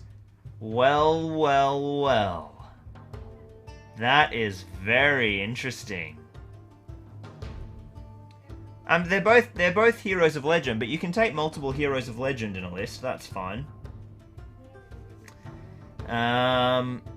Wow, Saruman can take a horse. That's very cool. Oh, I'm gonna need to change my battery.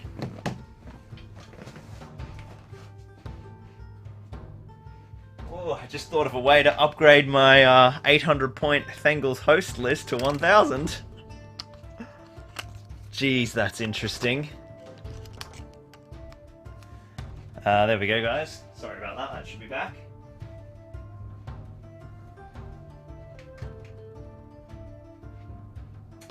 I lose all my army bonuses though, because white counts yellow with Rohan. Alright, so, a little bit of a Ryclon Flesh Shade wash. It will be fun for a themey event anyway, when I'm happy to let go of competitive edge. And it would just be cool to like do up a some sort of Saruman conversion to represent that earlier Saruman fighting with Rohan. Maybe on like a Rohan horse or something. Oh dude, this is just getting out of control. The amount of cool conversions. Okay. So Ryclon Flesh Shade in on all the skin. And the beard as well.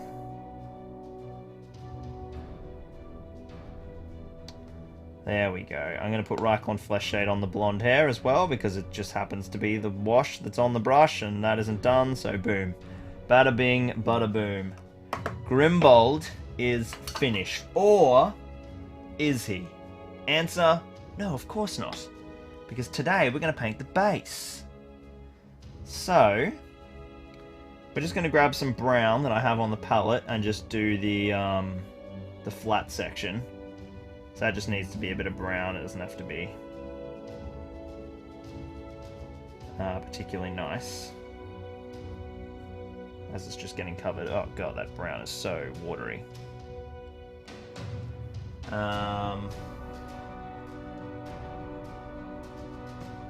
Where's Charred Brown? Come here, Scorch Brown. We're going old school.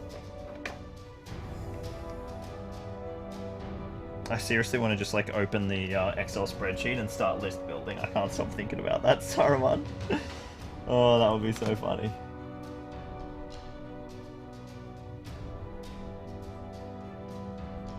Alright, so getting brown down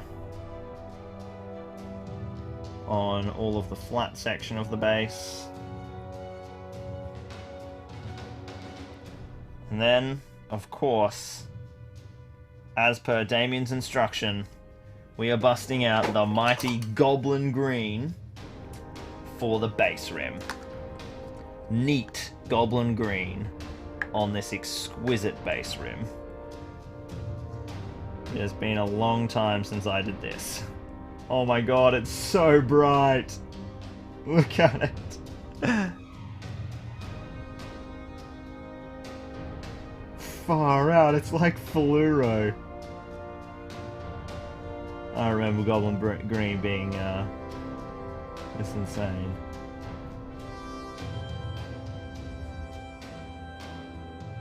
There we go. Look at that though.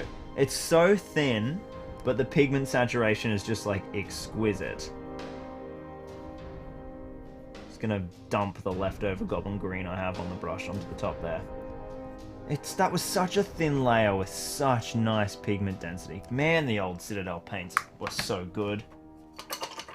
The glory days, the glory days. Okay, so that is dry. Exciting stuff. But we're not done, ladies and gentlemen. We need to flock the base. The wonderful Damien also sent me a whole bunch of flock. The original 1990s Games Workshop flock, no less. And it is here in this packet. I'm going to try and open the packet inside this little Ziploc bag so that we do not lose a single fibre. I will not part with a single fibre, not one. I'm going to need scissors to get this open, I think. I don't really know how he's packed this. Bubble wrap? Hopefully in a Ziploc bag in bubble wrap. Okay, I don't have scissors, so we're scalpeling.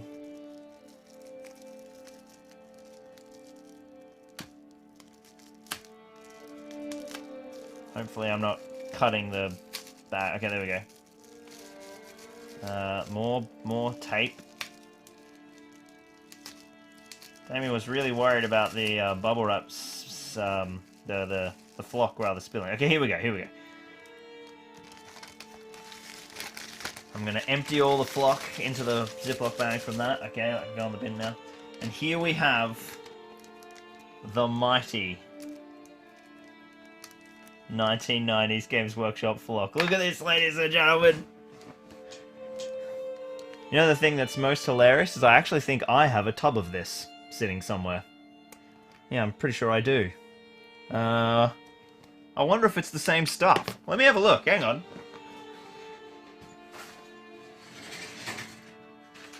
I have some random little tub of GW flock somewhere, I'm sure of it. Yeah, here we go.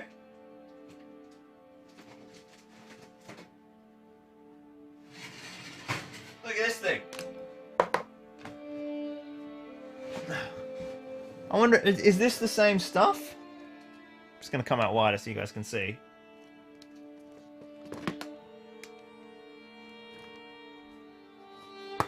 Look at this. I'm pretty sure that is... Oh, you know what? They're slightly tonally different. So this is 1990s Games Workshop flock, and this is early 2000s Games Workshop flock. So they're different colours. They're very different colours, you know, by one ketone shade of green. Alright, let's get that lid back on. This will be worth something eventually. So what we need is some glue. Where's my basing glue?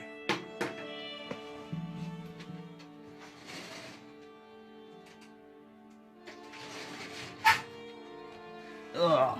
Can you guys still hear me? Did I knock the mic? No. Alright, fast drying basing glue. We're going modern with the glue, at least. I don't know if any Games Workshop brand PVA. I don't think they ever did that.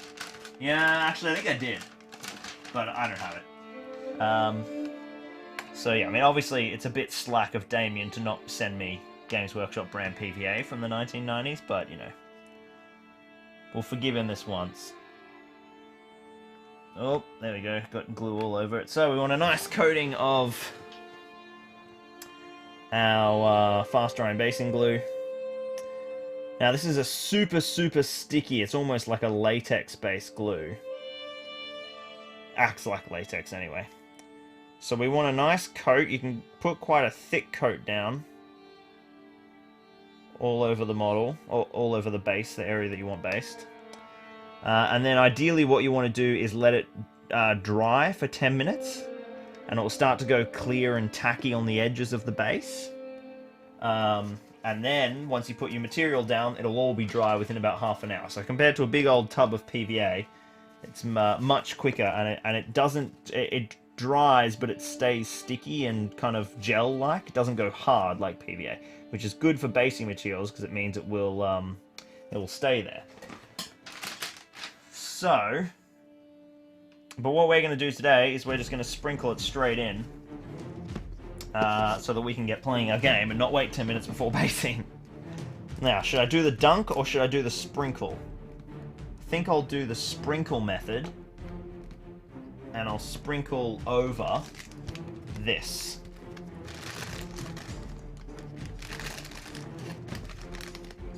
Where is it? Sit flat. Come on, you stupid bag. Oh, it really doesn't want to cooperate today. Sit. Alright, that'll do. You guys even see? You can. You can't really see what I'm doing very well, but you just have to deal.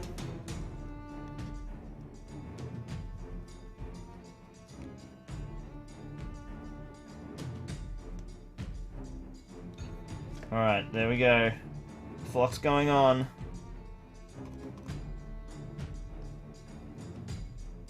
Tap, tap, tap, tap, tap. Tap, tap, tap, tap, tap, tap, tap. Oh, we're going to need to sprinkle from the other side as well.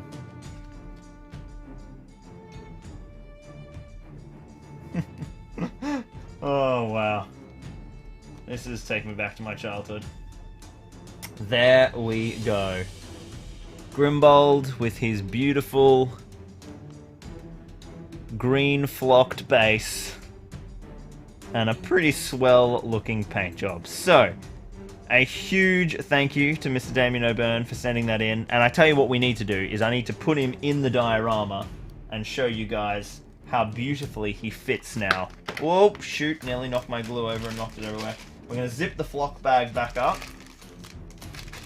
So that's all safe. I can go back in the box with Damien's love letter, expressing his desire for us to be married.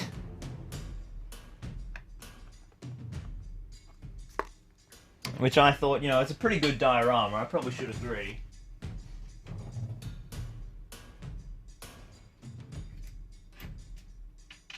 Alright, and here we go. Here is the diorama. Let's see if I can get this down here in shot. And here is the new Grimbold, painted and blended to suit. With Grimbold's little speech bubble. Look at that. That is awesome. See if I can get this camera to point down enough at it.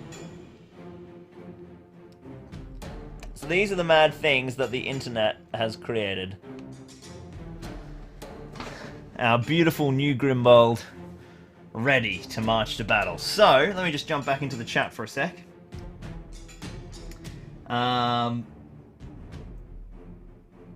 Thank you for that classic base. I'm quite jealous my goblin green is all dried up. It's so bright. Someone asked, is my black paint open? No, I don't think so. I can't see any paint open.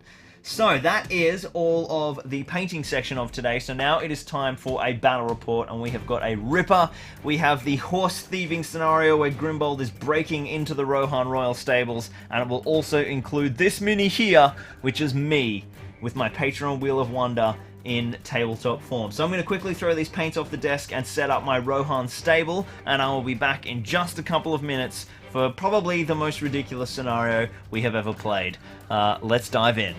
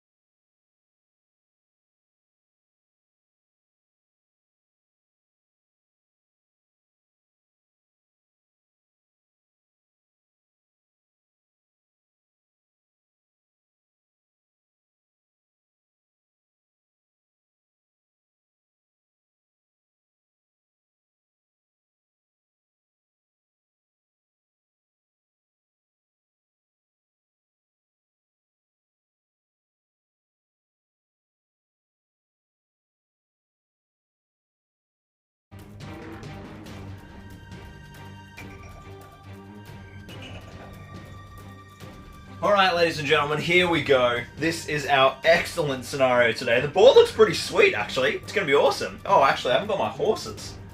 Where are my horse counters? We need 5 horses to be captured by the forces of the Rohirrim, but we'll have a look at those in a sec. This is our awesome board. You can see here we've got a fully enterable Rohan stable. We've got 10 Royal Guard defending the Rohan Royal Stables. We have Grimbold and 5 Helmingers, which is our little strike team trying to steal a horse for Grimbold. And then over here, on this side, we have Lockie with the Patreon Wheel of Wonder. Now, we need to put our horses in there.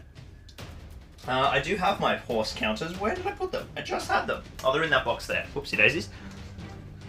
So our aim for our heroes today... hang on. There we go.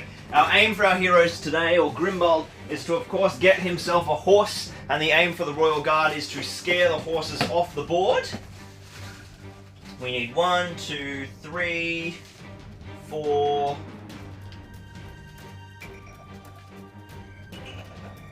5 horses. So, we've got our little horse tokens here. I'm going to pop those in their stalls. The horses aren't allowed to move until they have bolted, which the defenders can do by rolling a 4+ at the gate, but of course they start as sentries, so they're not going to be scared away. We'll take that off for now. Now you guys have seen my nice roof, you can see the stable interior. I need to get my phone up as well so I can watch you guys in the chat. 1, 2, 3, 4, 5 horses.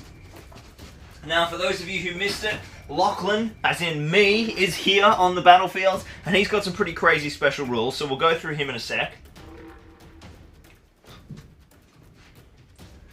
Let me get the stream chat up. Here we go. Banana peel terrain, says John.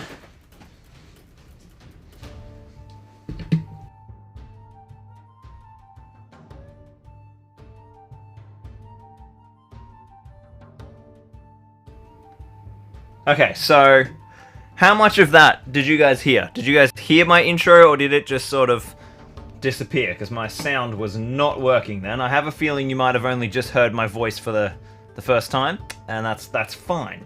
I will just explain all of that again.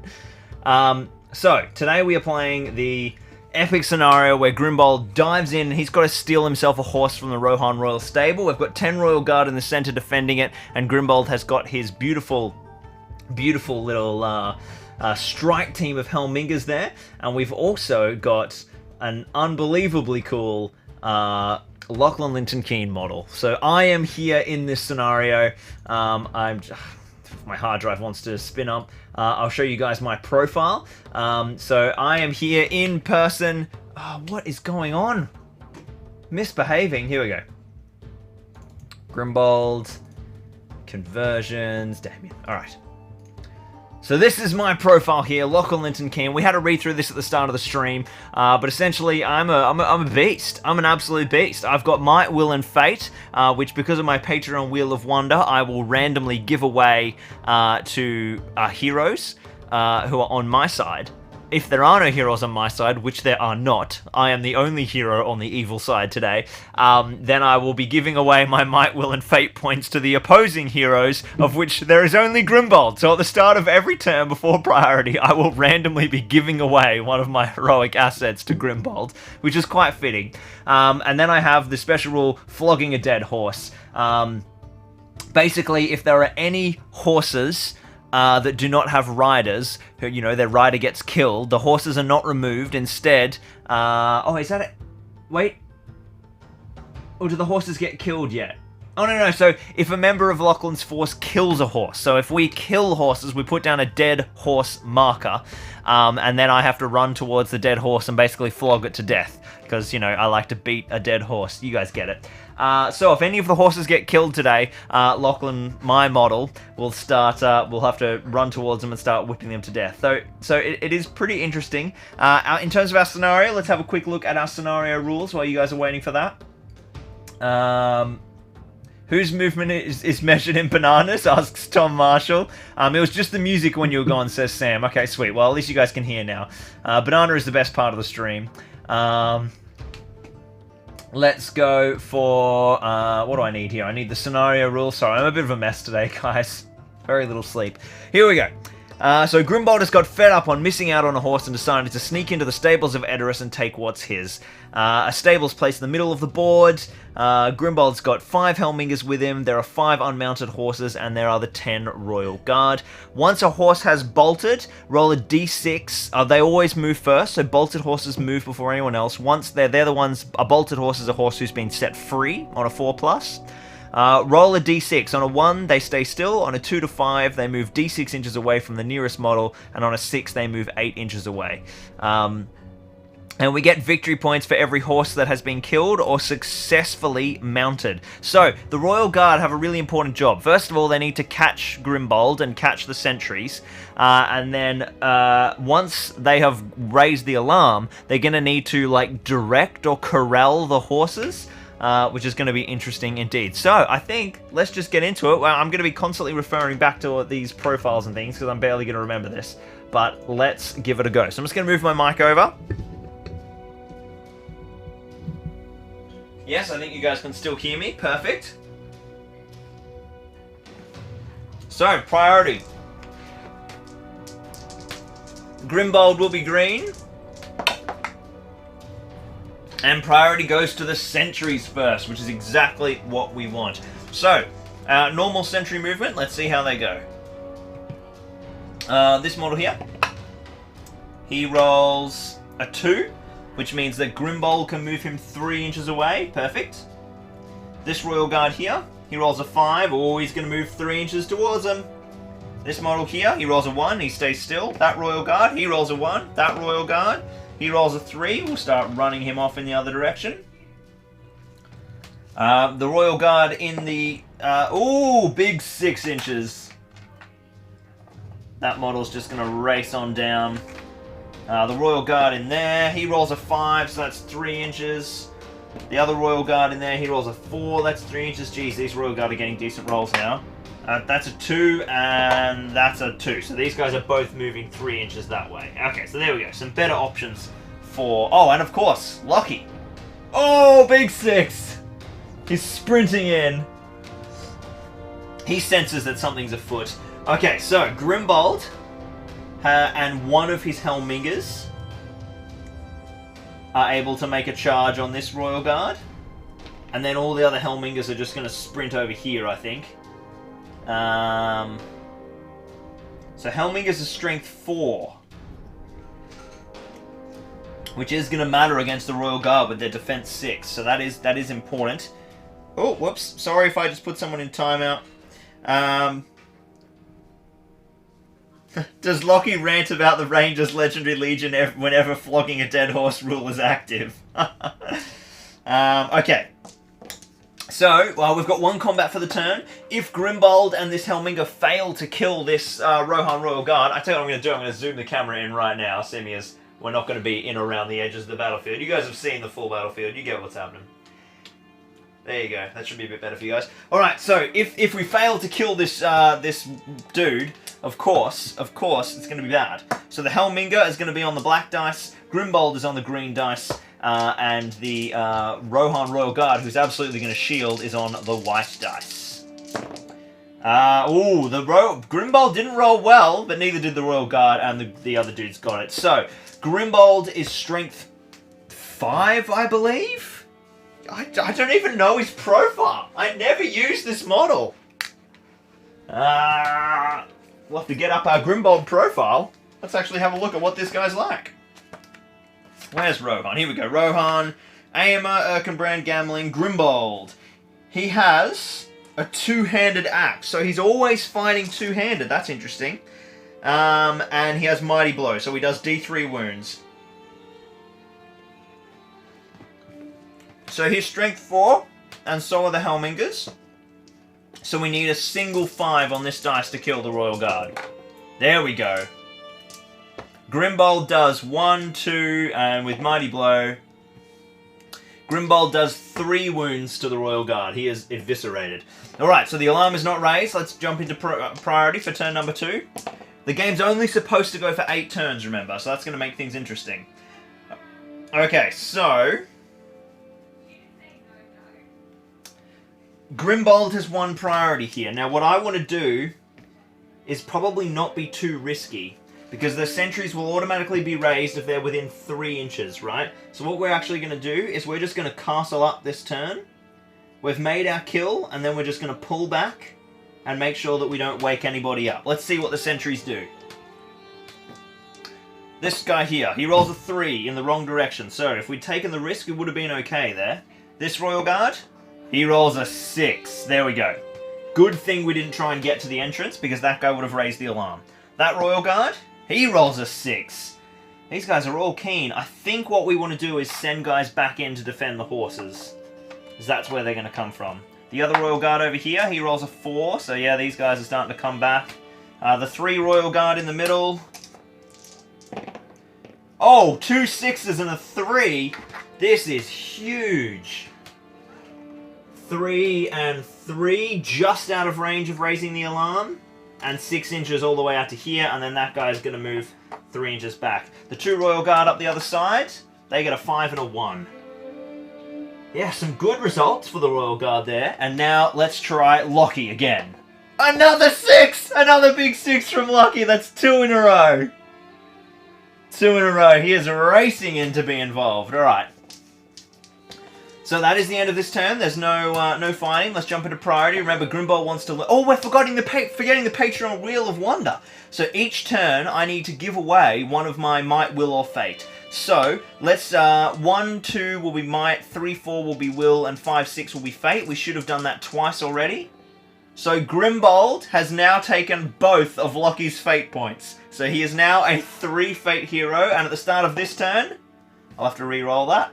No, I tell you what, we won't re-roll it. We'll say that I don't give away anything this time. If I roll the number again, it comes up with, you know, the jackpot. So that Might, Will, and Fate jackpots to next turn. So next turn we'll have to give away 2 points. But Lockie now has no Fate. Let's do priority. And it goes to the sentries. That's exactly what we wanted. Alright, let's do this Elfhelm Royal Guard here. Oh, he rolls a big 5. And he charges straight towards the nearest model, which is absolutely going to spell potential death for him. What the sentries need now is we need a couple of these guys to join in. Yeah, there we go. We're going to have a big old fight now. 3, so he'll be running away. That probably wasn't a good result for the sentries. This guy here. Yes, moving up, moving up. The 2 Royal Guard up the top. Yeah, they're both moving towards... Yeah, there's going to be some big fights now. The 2 Royal Guard in the house. 1 moving 3 and 1 moving 6. And the Royal Guard there. Big 6. And another 6 for Lockie. That is 3 6s in a row. And as we know, with the battle streams in Middle-earth, 3 6s in a row means that that particular stat gets upgraded to Lord of the West. So Lockie is now able to Lord of the West his sentry rolls. Okay, so Grimbold's turn to move. I think what we got to do is we got to make short work of these sentries. So Grimbold's going to take 1. This guy is going to join in with Grimbold, and they're all strength 4 to get a 5. Oh, ooh. What's Oh, that's very interesting. We actually can't charge this one unless we only charge from this side. So we could get 2 on him without being in range of that sentry. I've knocked in there. So let's do that. Let's put 2 on him, and we'll just gang up here with all of these. Oh, that's... yeah, we'll have to do that. We'll have to do that. It's risky. It's very risky. We'll see how we go. Alright. Grimbold's combat first. Grimbold has 2 dice. He has 3 Helmingers with him, and the Royal Guard is, of course, shielding. Let's set the tone with the Royal Guard. Oh, Royal Guard gets a 6. Alright, Grimbold's dice. He gets a 6, but of course that goes down to a 5. And then the 3 Helmingers. Oh, 1s and 3s. Grimbold's going to have to spend a point of might to win the fight. Oh, actually... oh, I haven't done this in a while. Can you might up a 2-handed roll? I'm pretty sure you can. Sam says I was gone for 3 minutes and Lockie has Lord of the West. I need the rule book here. Let's do a quick rules check, guys. This will matter. This will matter hugely. So what we want to look at is two-handed weapons in the armory section. War spears, pikes, two-handed weapons. Excellent. It's not covered in the two-handed weapons section. Let's check the might section. Cavalry. Can I use might? Modifying dice rolls. The exception is that dice can never go below a 6. Okay, so model.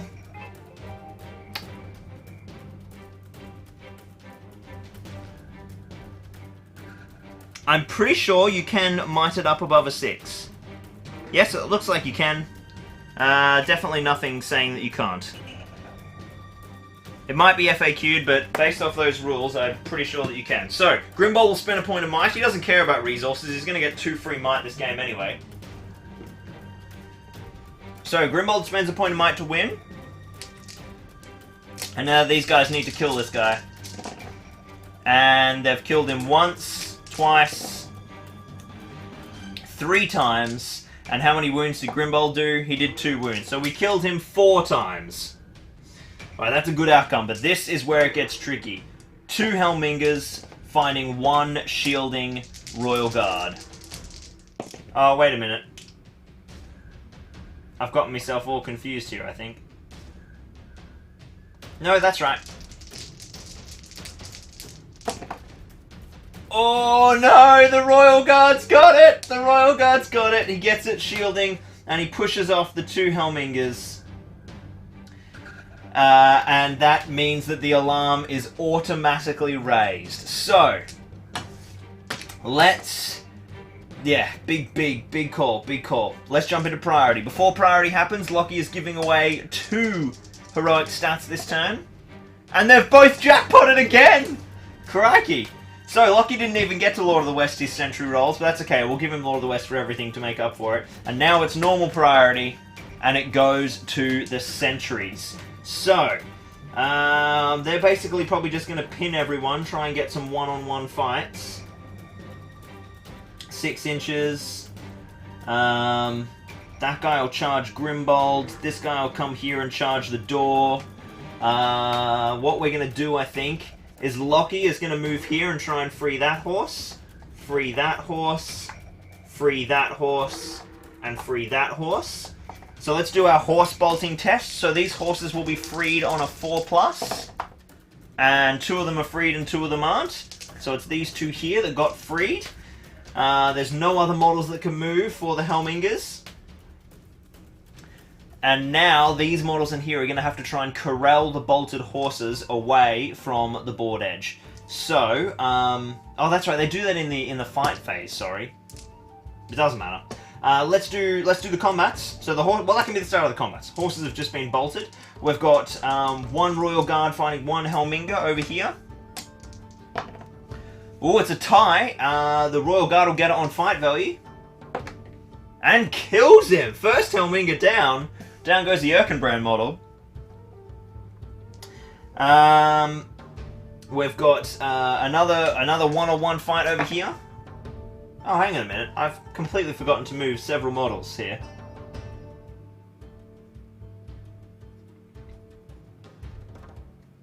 There we go. Forgot to move the rest of my Helmingers to charge that guy. Another one-on-one, and the Helminger wins this time. Fails to kill the Royal Guard, though. Alright, now we've got the big fight. This is Grimbold. He's going to call a heroic combat. So he's spending 1 of his points of might to go down to 2. He's got 2 attacks, and he's got 2 Helmingers as well. And then the Royal Guard is definitely going to shield.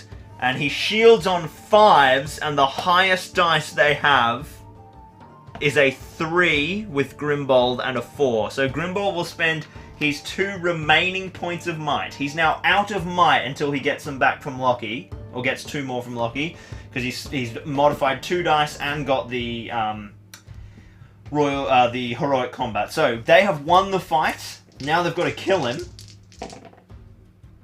Wow, they fail on the first roll, but they managed to on the second. So that is another Royal Guard down, and the heroic combat goes off. And these guys are going to fire in onto this guy here and cut their way to the doorway. Alright, 4 on 1.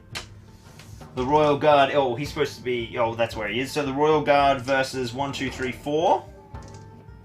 3 Helmingers and Grimbolds. They've got the 6, so they win it on fight value, and he gets annihilated. So 2 Royal Guard dropping this turn, but also a Helminger, and Grimbold has cut his way to the doorway. Now, is priority, before priority begins, we're going to give away 3 of Lockie's heroic assets this turn. And he has given both will points and a might point to Grimbold. So Grimbold has a might point again. Now we're going to do our bolted horse movement. So a dice for each horse. On a 1, they stay still. So this guy's staying still. On a 2 to a 3, I need to look at the table again.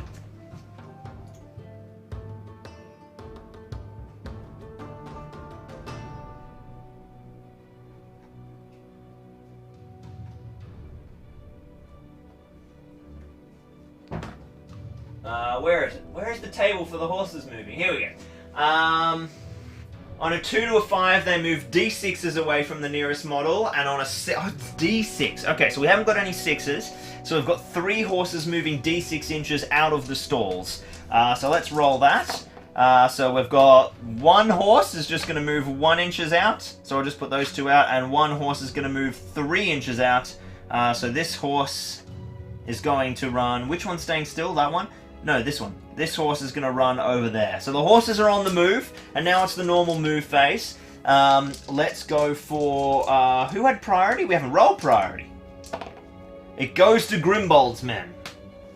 So Grimbold is going to run in.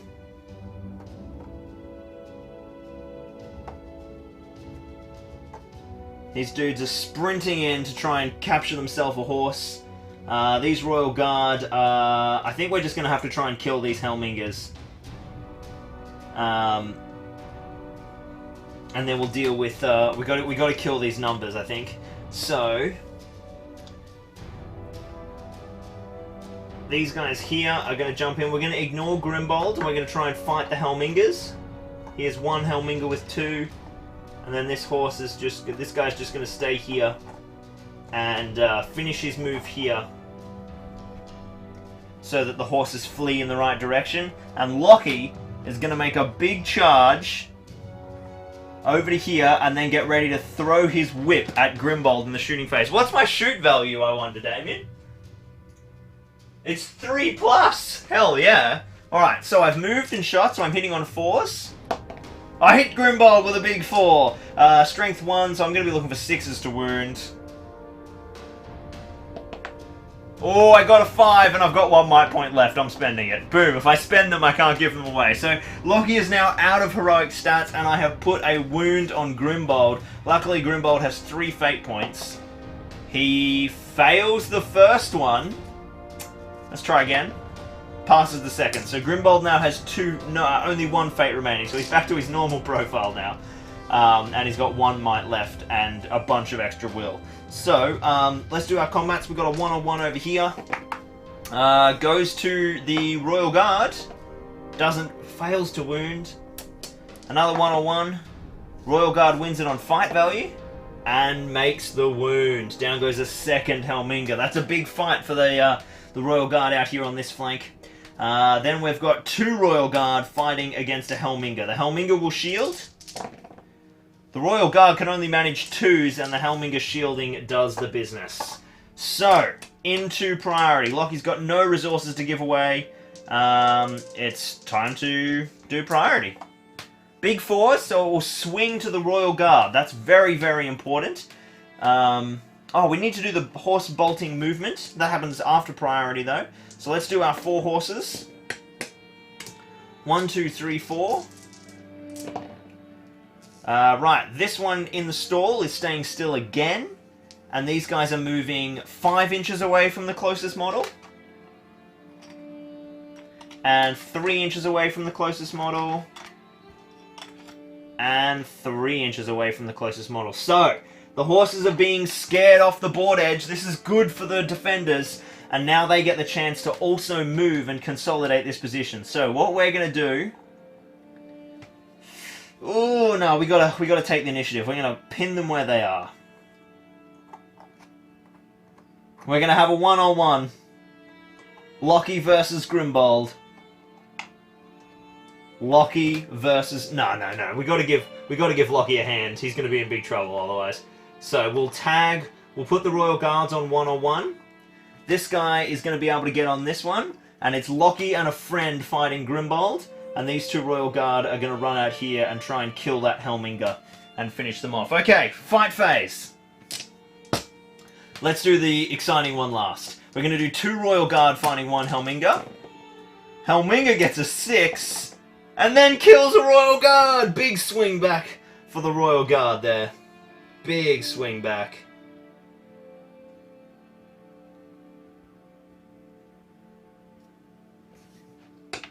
And the Royal Guard will back away.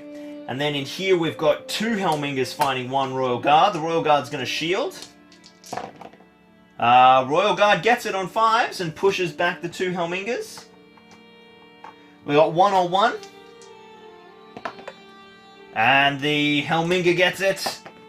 Fails to wound though. This is going well for the Royal Guard. Lockie and the Royal Guard are doing alright. But we've got the big fight now. The big fight now. 1 Grimbold and 1 Royal Guard. 1 Grimbold fighting Lockie and 1 Royal Guard. Let's see what my attacks are. I don't even know. I've got 2 attacks and no other stats left. So that's all that matters. I am 2 attacks, so I'm going to be on the white and Grimbold's on the green. Grimbold's at -1 with 1 fate point. Let's set the tone with Grimbold. He started alright. He's got 5s, which could go to 4s. Let's roll the Royal Guard. He gets a 3. Let's roll Lockie's first dice. He gets a 3. His second dice. He gets a 5, and I'm going to Lord of the West the lower dice. And that is 2 5s. So Grimbold goes down to a 4. He's going to spend his last might point to put that up to a 5. Oh, Grimbold should have heroic struck. Well, I didn't call it, but that's probably what he should have done. Maybe I should save that might point for a heroic strike. I don't think Lockie and this Royal Guard are going to be able to kill me.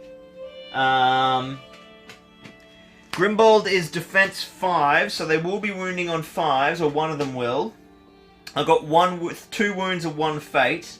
Nah, we'll spend the might. We'll spend the might.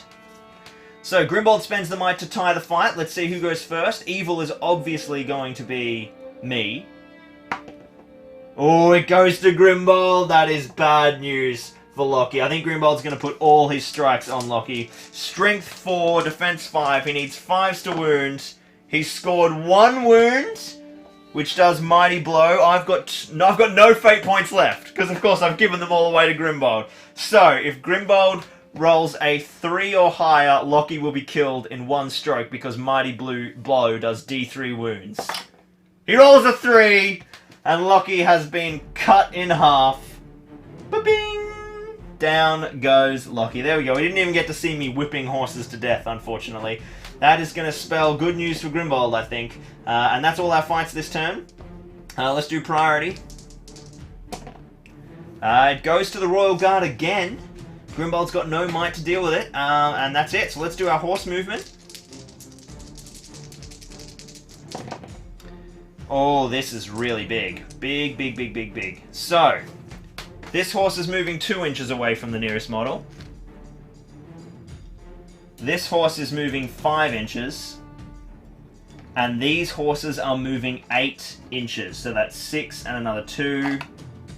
And then 2 out and 6 to there. These horses are seriously out of here. So... goodness me. I don't think Grimbold's going to be able to catch any of these horses, unfortunately. Let's do the Royal Guard moving again. So this Royal Guard is going to... They're just going to make charges and just lock them up. They know now that they're probably going to die. And it's basically going to be a game of chasing horses. Alright, to the combat phase. Grimbold fighting against one Royal Guard. Oh, you know what? This Royal Guard's not going to charge Grimbold. He's going to run off and try and set off the other horse next turn. That Royal Guard will charge 2. So one Royal Guard shielding against Grimbold and a Helminga. And the shielding Royal Guard gets it and pushes them both back. God, come on, Grimbold. Alright, one shielding Royal Guard against 2 Helmingas. And the Helmingas get it this time, needing 5s. And they kill that Royal Guard. Only 2 Royal Guard left in the stables now. We've got 1 Royal Guard over here at the back. Royal Guard wins it. Needs another big 6. Oh, 5 would have done it, actually. Fails to wound. Alright, priority. Goes to the Rohan Royal Guard again. Let's do our horse movement. 1, 2, 3, 4. This horse is moving 5 inches. Nearly 1 horse off the board here. This horse is only moving 2, though. This horse is moving 3. And that horse is moving 4. This Royal Guard is going to jump in and try and set this horse free. Try and open the stall. And this Royal Guard is just going to come back here and try and hold the way. So what's going to happen is this Helminga... Oh, they'll charge as well. This Helminga is going to charge here and neutralise the Royal Guard's control zone, leaving Grimbold to run through, able to make a charge next turn. And these guys are going to do the same thing. All running past. In fact, this guy's going to land in combat, because we need to just kill this Royal Guard. Alright, another one-on-one up the back here. Eowyn, or Helminga. Helminga wins. Fails to wound. These guys just cannot kill each other. And 1 Helminga, 2 Helmingas fighting 1 Royal Guard in the centre. Royal Guard's going to shield. The shielding finally falls apart for the Royal Guard. And he survives. The fighting's not over. A 4+ for this horse to be set free. He is set free, so he'll be moving next turn. That's really important for the Rohan. Priority. It's a tie, so it swings back to Grimbold and the Helmingas, and then let's do our horse movement. Oh wow, some big moving horses this turn. Okay, so this horse moves 5 inches. He's almost off the board now. This horse moves 4. Don't know. Oh, you guys probably can't even see this now. Horses are right down on the board edge. We'll have to zoom back out.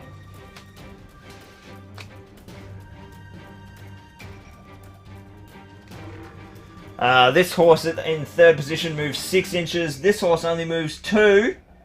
And this horse will come out 2 and then move 2 more. Now it is a tie. Grimbold charges the horse. He is attempting to mount. We have a chance. And then these Helmingas are just going to jump in combat here with this Royal Guard. He's going to make the charge. And they're going to make the charge. Alright, let's do the big combats. 2 Helmingas versus 1 Royal Guard. Royal Guard is shielding. Helmingas win, needing 5s. Double 1s. They fail to kill him. And another one-on-one up here up the back. Goes to the Helmingas. Fails to wound. The other one-on-one over there. Goes to the Helmingas. Fails to wound in the exact same dice rolls. There is just so little happening in this game in terms of wounding. They're all feeling really bad about wounding each other. Feeling really bad indeed. They've got no might left, Jake. He makes a great suggestion. Slingshot a heroic combat and get after the horses. No might left, unfortunately. Alright, but the important one. Grimbold is going to attempt to mount a horse. He rolls a 6! Grimbold has nailed it. He is officially mounted. Let's find a suitable mounted model for him.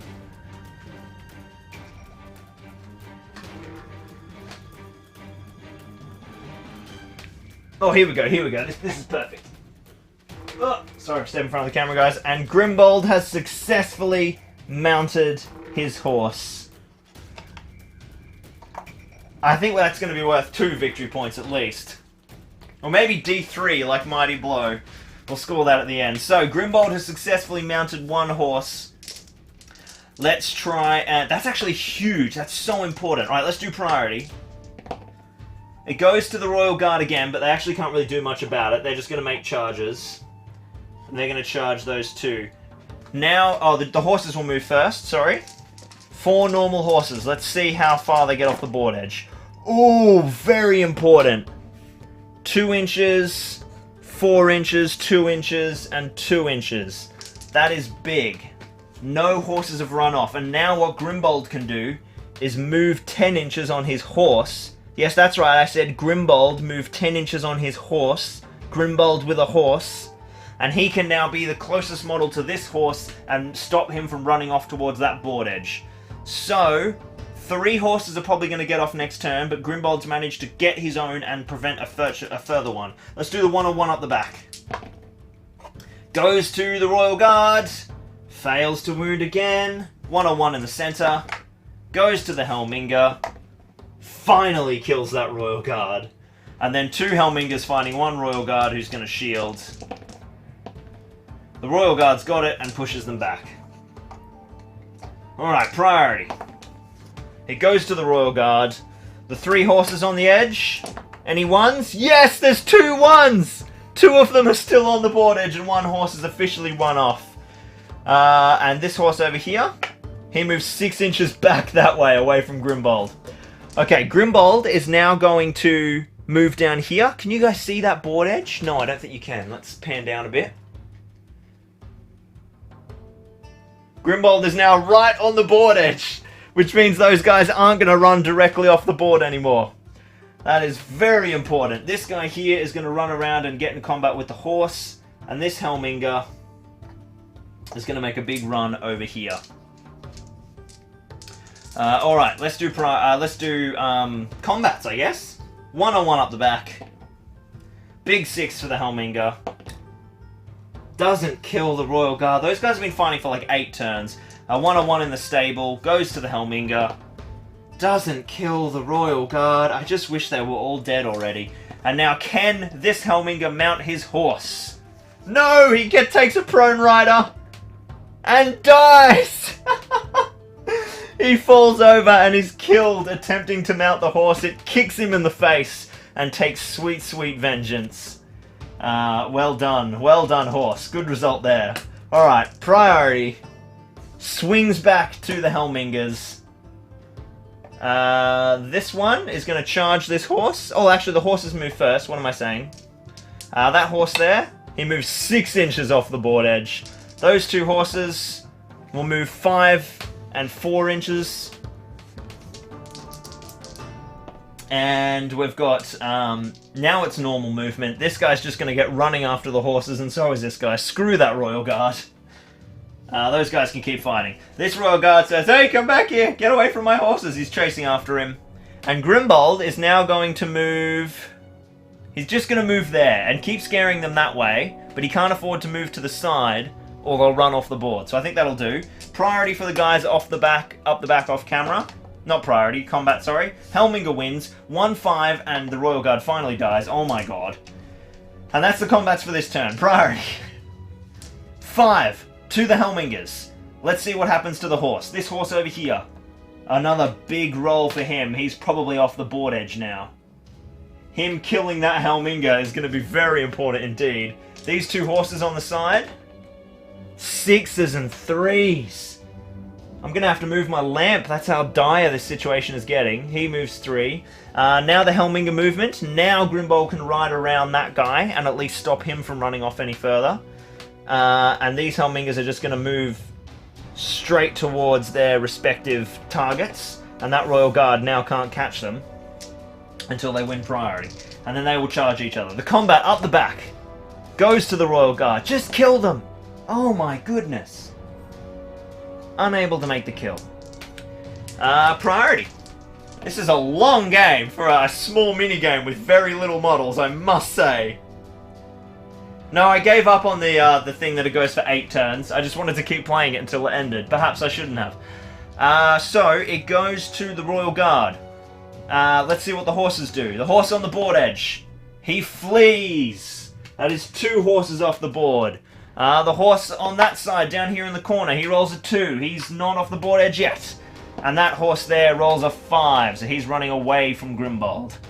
The Royal Guard makes a charge. This horse, that guy will just give up on that horse and run back here. And then we've got 2 combats. Royal Guard wins it and finally kills the Helminga. And another 1-on-1 here in the middle. And it's a tie, so it goes to the Royal Guard on fight value. And the Helminga is killed after nothing happening for turn after turn. 2 Helmingas go down in 1 turn. Let's do priority. It goes to the Royal Guard. They're going to make sprinting charges, pinning the Helmingas in place. We should do the horse movement first, sorry. So that horse runs off the board. That is now 3 horses off the board. No, 4 horses off the board. No, 3, because Grimbold's riding 1.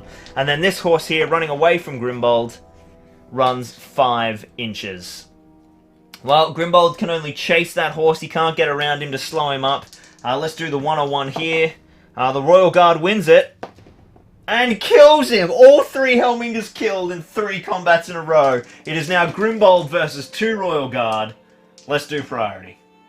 Well, actually, Grimbold basically can't win now because he can't do any more mounting. So it's basically the end, I think.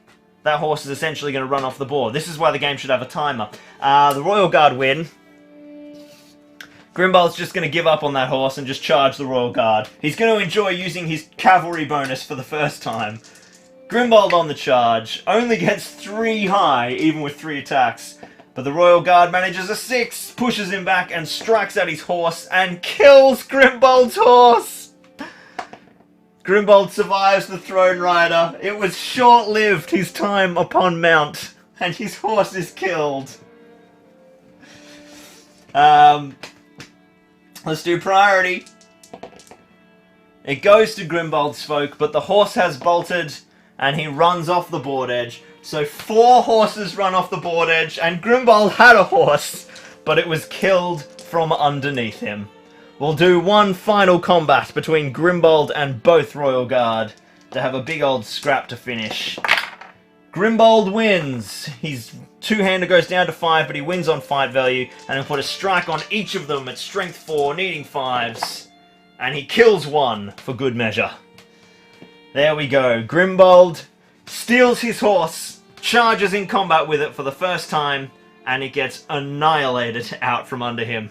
And perhaps that is why he doesn't have a horse. Grimbold, the sheepdog of Grimslade. Alright, let me swing this camera over.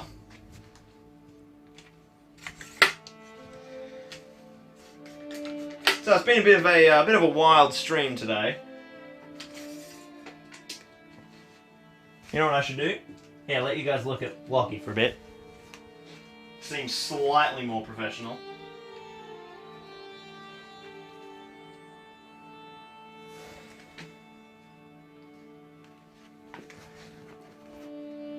So I was sad that Lockie didn't actually end up doing a great deal. He had some great running. He activated Lord of the West, so that means for all future scenarios he has Lord of the West. So I mean, that's exciting. We like that he has Lord of the West. But yeah, I mean, that's the perfect end to that scenario, basically. Grimbold managed to capture a horse, mount it successfully, like the horseman he knew he was always born to be, race after some horses, corral them like an incredible sheepdog, and then charge into his first combat, roll terribly with his extra charge bonus, and then get his horse killed out from underneath him. So perhaps the writers of Games Workshop are wise, and that's why Grimbold doesn't have a horse, because he actually doesn't know how to ride one very well, or at least in combat.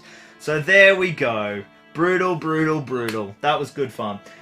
So a huge thank you, very special thank yous, obviously to Mr. Damien O'Byrne for sending over the models for us to paint today, and of course the epic diorama, and for being so involved in the meme review. And also to Lawrence Freeman for sending in this scenario for us to play. So thank you so much to those guys. There is no Patreon giveaway today because I'm not giving away my Grimbold model. You can all get stuffed. But I'm going to do a little extra special giveaway to make up for it in a future stream. And what is it now? It is the 7th of November. So in 14 days, it is the 21st of November. So we're not going to have a stream on the Monday in 2 weeks' time.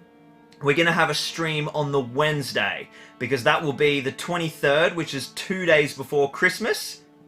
And that is going to be our Zorpazorp Christmas Spectacular. And we have got some fantastic stuff to dive through. I've obviously got a bunch of Secret Santas that I'm going to be opening live on stream. And then we have some pretty cool Christmas-themed activities. Maybe slightly Rohan Christmas-themed activities, depending on how you look at it. So, it's going to be really, really good fun. So, thank you so much for joining me. I know this stream is a lot more obscure than the normal content and a bit weird and wacky, but, you know, this is the self-indulgent fun that we like to get on with here. So, huge thank you to everyone for watching today. If you're, enjoying the streams, definitely let me know down in the comments below. Make sure you check out the new Star Wars Legion Battle Report, even if you haven't or played Star Wars Legion or don't like Star Wars Legion. Have a look at the game, and if you like that type of filming, comment below that you'd like to see me do similar stuff for Middle-earth or for 40k or whatever, because it's the format more that I want you guys to give feedback on than the content itself. So definitely let me know if you like it. Awesome, I think that's it. Good work, Grimbold. Got your horse killed. Thank you so much for joining me. I'll see you next time right here on Zorpazorp Gaming. Cheers, guys.